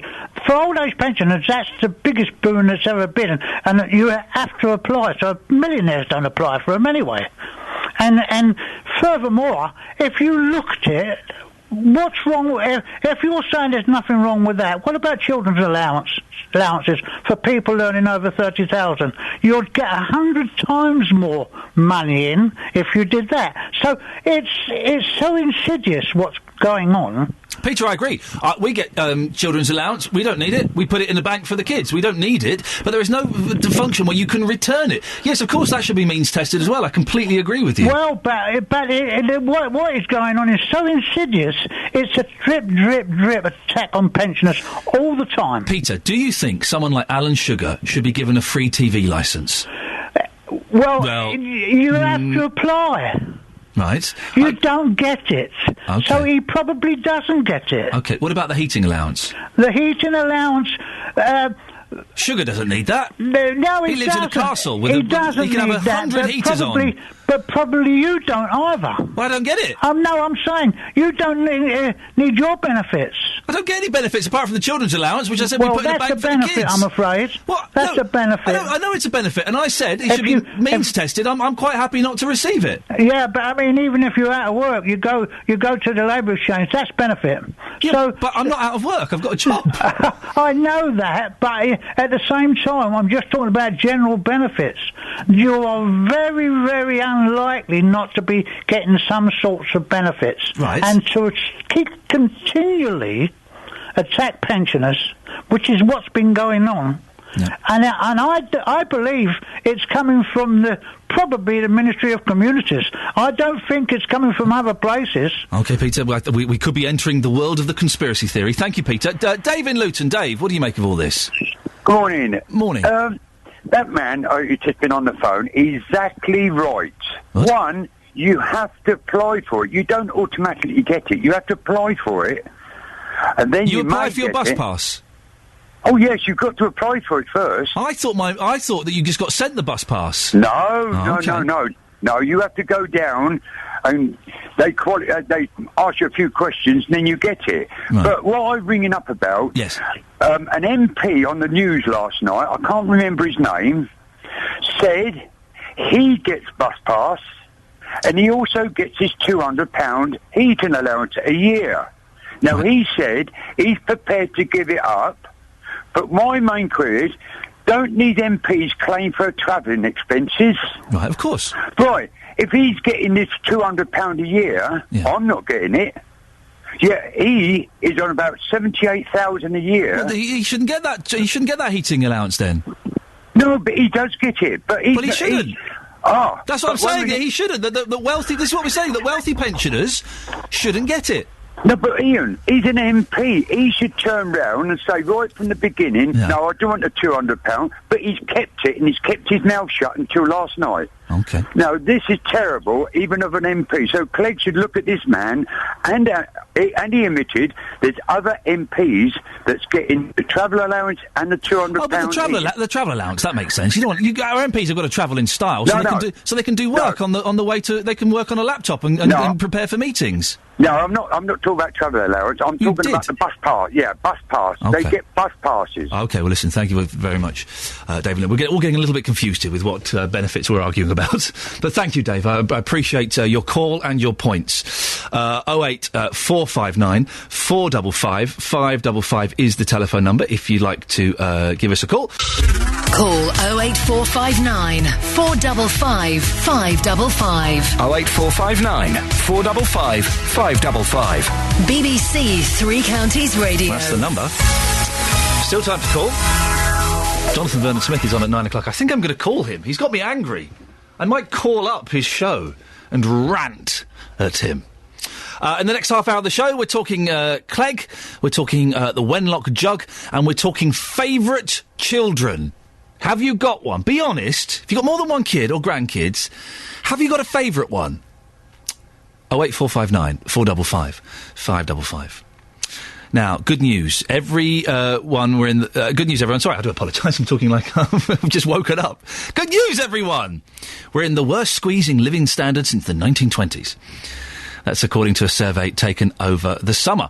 It shows we're buying cheaper brands so we can buy more fuel. Well, our business reporter, Adam Kirtley, is here to tell us more. Good morning, Adam. Yeah, morning, sir. Give us a bit of background to our changing food buying habits. Yeah, I mean, it's not just the fuel. That's a very important one. It's obviously very expensive to fill up your car. Something else has to give. But there have been quite a few surveys saying that we're cutting back on food, cutting back on the type of food we buy, even where we shop, and it's because living standards are so squeezed at the moment that we're having to save money. Does it show that we're fickle when it comes to the environment? We're ditching organic as soon as the pennies get a bit tight. We are ditching organic. Organic food sales have been falling for a few years, and they fell 3.7% last year.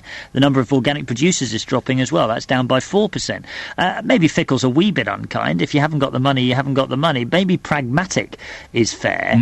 And we are certainly, there are two or three things going on here, really. Firstly, many of us are buying supermarket own brands rather than your Kellogg's and your McVitie's and whatnot. because they're cheaper.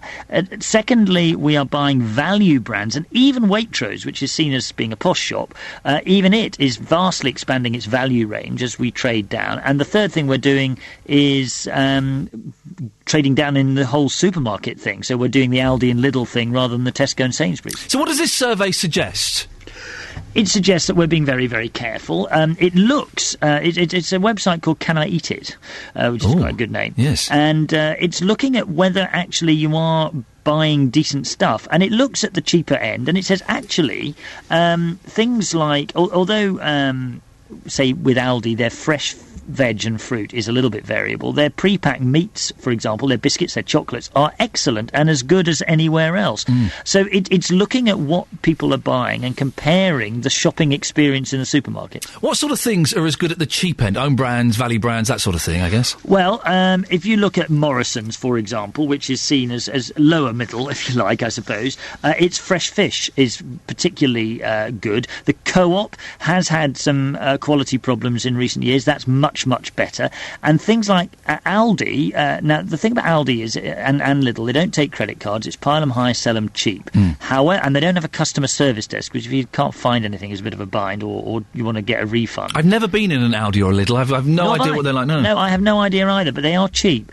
But they, for example, just to pluck Aldi, say, their jam is apparently excellent. Yeah, well, that's good to know. So, yeah. Now, whether you go into Aldi just to buy your jam, and I don't know, but also nutritional labels in the cheaper ones are seen as being very, very good. Sainsbury's actually gets pilloried for not having very good labelling.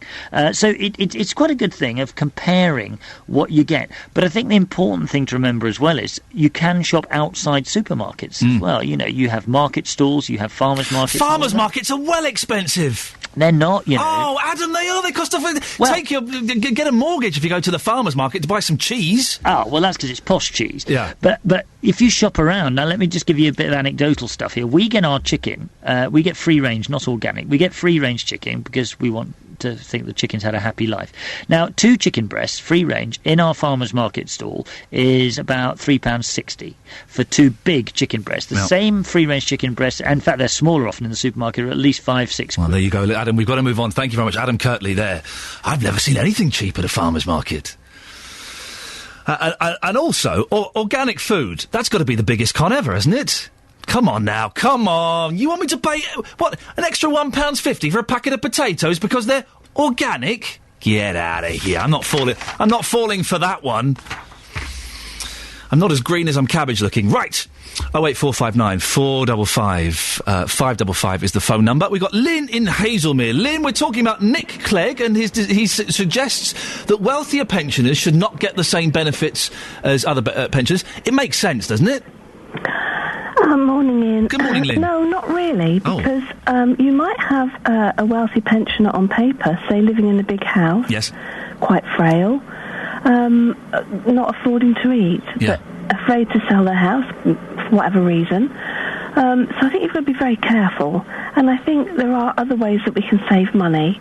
You know, at the moment, I think the government's like Noddy and Big Ears running the country. I don't trust them. I think they're a bunch of idiots. And I think there's savings can be made in lots of other places. How would you make savings, Lynn? Well, for instance, I think there's a lot of very wealthy people that are working that don't need the child benefit. I completely agree with you on that, yes. That is one thing that could be saved, and there's a lot more of those, I think, than there are poor old pensioners. But then surely that should be the same. If you means test, and I totally agree with you that the child benefit should be means tested. If you earn over a certain amount, you don't get it. That's fair enough. But then surely the same thing should apply to pensioners. And you're right. I don't think you can judge wealth by the value of a property. It should be on capital. And if a pensioner has a certain amount of capital, they shouldn't get the free TV licence. They shouldn't get the bus pass. They shouldn't get the heating allowance. That makes sense. That's fair, isn't it? Yeah, it does. But what it also does, it frightens all the other pensioners, you know, because they're really pinched at the moment. Pensioners, and I think pensioners. They are. Yeah, no, they are. I agree. Along with the rest of us, you know, and I think it's hard for them. You know, especially if you talk about taking their, you know, bus pass and things. But it would only be taken from those who've got a certain amount of money in the bank. Yes, but having said that, that might be their only way of getting out of their house. But they can afford. But the reason that it would be taken away is because they could afford to get the bus. Yeah, but you still have to be very careful how you do it. You can't just do a sweeping statement across the board and say, right, this lot can't have it, but this lot can. OK, Lynn, thank you very much. I'm just moving on. Someone to speak to Brian in Letchworth. Good morning, Brian. Morning, Ian. I'm referencing Nick Clegg what he's just come out with. Yes. I'm a retired railway station supervisor. Fantastic. And I'd like to point out to you and everybody else out there, is the public aware that MPs get free first-class rail travel for themselves and their wives and dependents, the children up to the age of 18, but they're careful to keep that very, very quiet. I worked in a booking office on a big East Coast mainline station for many years, and I dealt with a number of MPs, which is beside the board, and reference wealthy pensioners. I paid into my occupational pension for 31 years. Yeah. Does that make me a wealthy pensioner? How are they going to define it? £70,000 in the bank. There we go. That's wealthy. Anything above that, and you're wealthy. I wish I was remotely near. Then you wouldn't have your benefits taken away. But also, going back to the MPs getting first-class travel, of course they should. Quite often they're travelling all over the country. They're going to meet people. They're going to London. They need to be able to sit in an environment where they're safe and where they can get their laptop out and they can do work. They can get briefed for meetings. Of course, they need to travel first class. That makes sense. But with the salary that we are paying them, they should also, quote, pay their way. Right, thank you very much. Barry's in Hemel. Good morning, Barry. Oh, no, you're there. Hello, Barry, sorry. Hello, yes, you've got me. Yeah, I've got you now. It's my fault. What can I do for you, sir? Yeah. Well, I'd like to sort of talk about this wealthy pensioner thing as well. Yes. First of all, I think you've been talking a load of rot, and I know you've got the button and you can fade me because I disagree with you. No, listen, one thing I don't do at all, Barry, is if someone disagrees with me, I'm more than happy to engage them. I never cut someone off just because they don't see sense. Yeah, well, how old is Alan Sugar? I'm going to guess 68. 68. How old is it before you get the free television licence? 75. 75, yes. So Alan Sugar getting the free television licence that you've been talking about first is a load of rot. But he's not going to lose that fortune in the next 7 years. So in 7 years' time, he shouldn't get a TV licence. Of course he shouldn't. That's ridiculous. Well, that's your opinion. Well, no, it's ridiculous. He's a multi-millionaire, Barry. Why should I give him a free TV licence? Because he is paying into a system which is feeding thousands and thousands of sponges in this country, which all pensioners have done all their lives. Pensioners get a state pension which is lower than the poverty level. £440 a month for a pensioner, which is £110 a week on pension. Now, I'm 77 and I have to still work because I'm a pensioner. Basically, and I couldn't exist. My rent is more than the actual state pension. But Barry, I'm not saying, and I don't think Nick Clegg is saying, that you should have your heating allowance and your bus pass and your TV licence taken away. You would still get them. Yes, but how many people is he going to have to employ, and how much is it going to cost to take that benefit away from people who are a bit better off than I am? It's going to cost him more in administration, which is what the government wants to do, I think, is provide jobs for the boys, than it's going to gain him in what he's saving. OK, thank you very much. And very quickly, let's go to Kate John from Stockwood Discovery Centre. Good morning, Kate. Good morning. You can talk to us very quickly about the Wenlock jug. Yes. What's happened? What happened? Have you dropped it? No. OK. It's been found, which is tremendous news, after a thorough police investigation. It's definitely the Wenlock jug? It is definitely the Wenlock jug, yes. They discovered our historical treasure in the early hours of Monday morning at a property in Surrey, and there's an ongoing police inquiry, so we can't really say too much about that. Okay. But 2 people have been arrested at the location. Yes. And one's been charged with handling stolen property, and the second's been released on police bail pending further inquiries. But more exciting to us, it's back in the hands of the museum, so that's brilliant. Kate, we've got 30 seconds. I'm sorry to rush you. Why is the jug so important to you? Well, it's just enormous historical significance to the Luton area, really. It's one of only 3 similar jugs in the UK. It bears the earliest maker's mark of those 3. It's as early as 1400 AD, and it's just a treasure that the local people have been enjoying for a few years, and it's just tremendous to have it back. Kate John from the Stockwood Discovery Centre, fantastic. Thank you very much, and congratulations. Oh, that was a good 15 minutes. I can breathe again now while we get the travel from Sophie. Sophie Tyler, BBC Three Counties Radio. Yeah, that's where we are, Sophie. Thank you very much. It's 8:46. These are your headlines on Wednesday, the 26th of September. Nick Clegg is suggesting tackling the deficit by stripping wealthy pensioners of universal benefits like free bus passes and winter fuel payments before the next general election. Buckinghamshire County Council are launching a new campaign to recruit 390 foster carers. In sport, Milton Keynes Dons are out of the League Cup after losing 2-0 to Sunderland at Stadium MK. The weather, we're in for some slow-moving heavy showers, perhaps thundery. And coming up, is it bad to favour one child over the other? Before 9am, we'll speak to a psychologist from Hertfordshire specialising in child development. BBC Three Counties Radio. This is Iain Lee on BBC Three Counties Radio.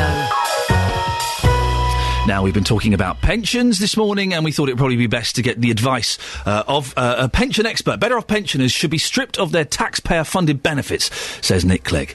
Rory Joseph is a financial expert from Hertfordshire-based JLM Independent Wealth Management.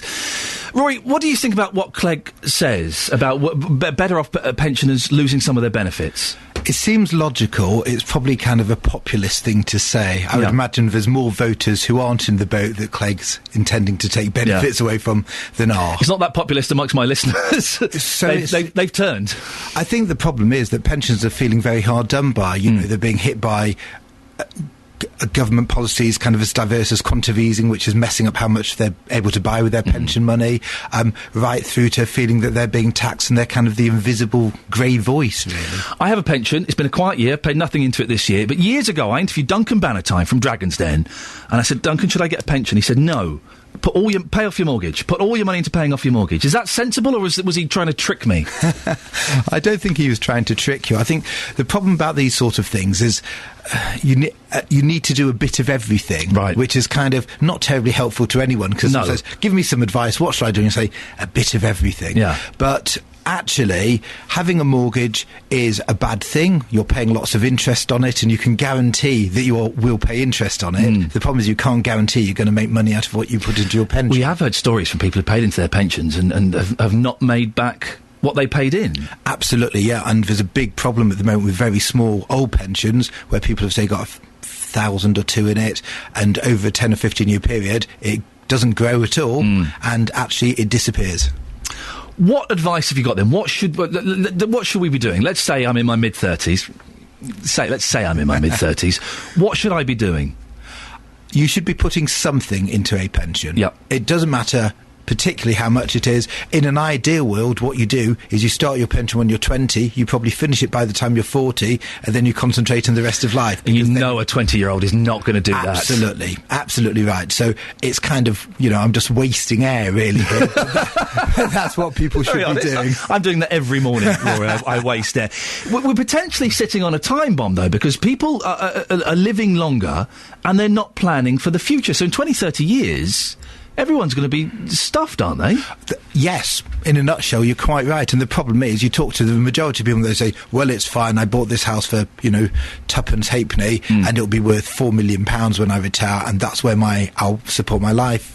The problem is it just doesn't work that way. Yeah. We're looking into a fairly bleak future. Hey, what about Nick Ross buying a house for £900,000? He sold it for £34 million the other day. Well, he's obviously picked up a few tricks, hasn't he? Very quickly, we see adverts on TV about equity release in your house. How does that work, and is that a safe way forward? It is a safe way forward, as long as it depends on there's 2 different schemes, equity release mortgages, and we do those. The difficulty is effectively you're spending your children's inheritance. Now, you might say, well, actually, it's my money, so I can spend it however I want, but some people have got a real problem with it. Rory, I'm sorry it's so brief, but we have to move on. Thank you very much. No, Rory Joseph, financial expert from Hertfordshire-based JLM Independent Wealth Management. Thank you very much. Now, cramming a lot in this last 15 minutes, and boy, oh boy, we will squeeze all this in. A father has admitted on a parenting website that he prefers one of his children. The ridiculously named Buzz Bishop from Canada wrote an article called "Admit It, You've Got a Favourite Kid." I do. Now, do you prefer one of your children, or do you just think this is the most ridiculous thing that anyone can say? Amanda Gummer is a psychologist from Hertfordshire specialising in child development.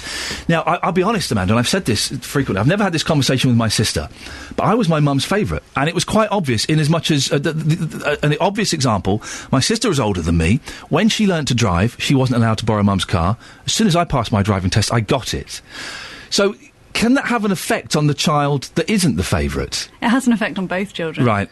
The effect on the child who feels left out or overlooked is that it can ruin their self-esteem, and it can help. They can have confidence issues and feelings of self-worth and everything. So there's that issue. But actually, the thing that people don't notice is the effect it has on the favourite child as well, and especially a sensitive child who's being favoured and being cosseted, either the baby of the family or the eldest child because the grandparents are doting on them or whatever.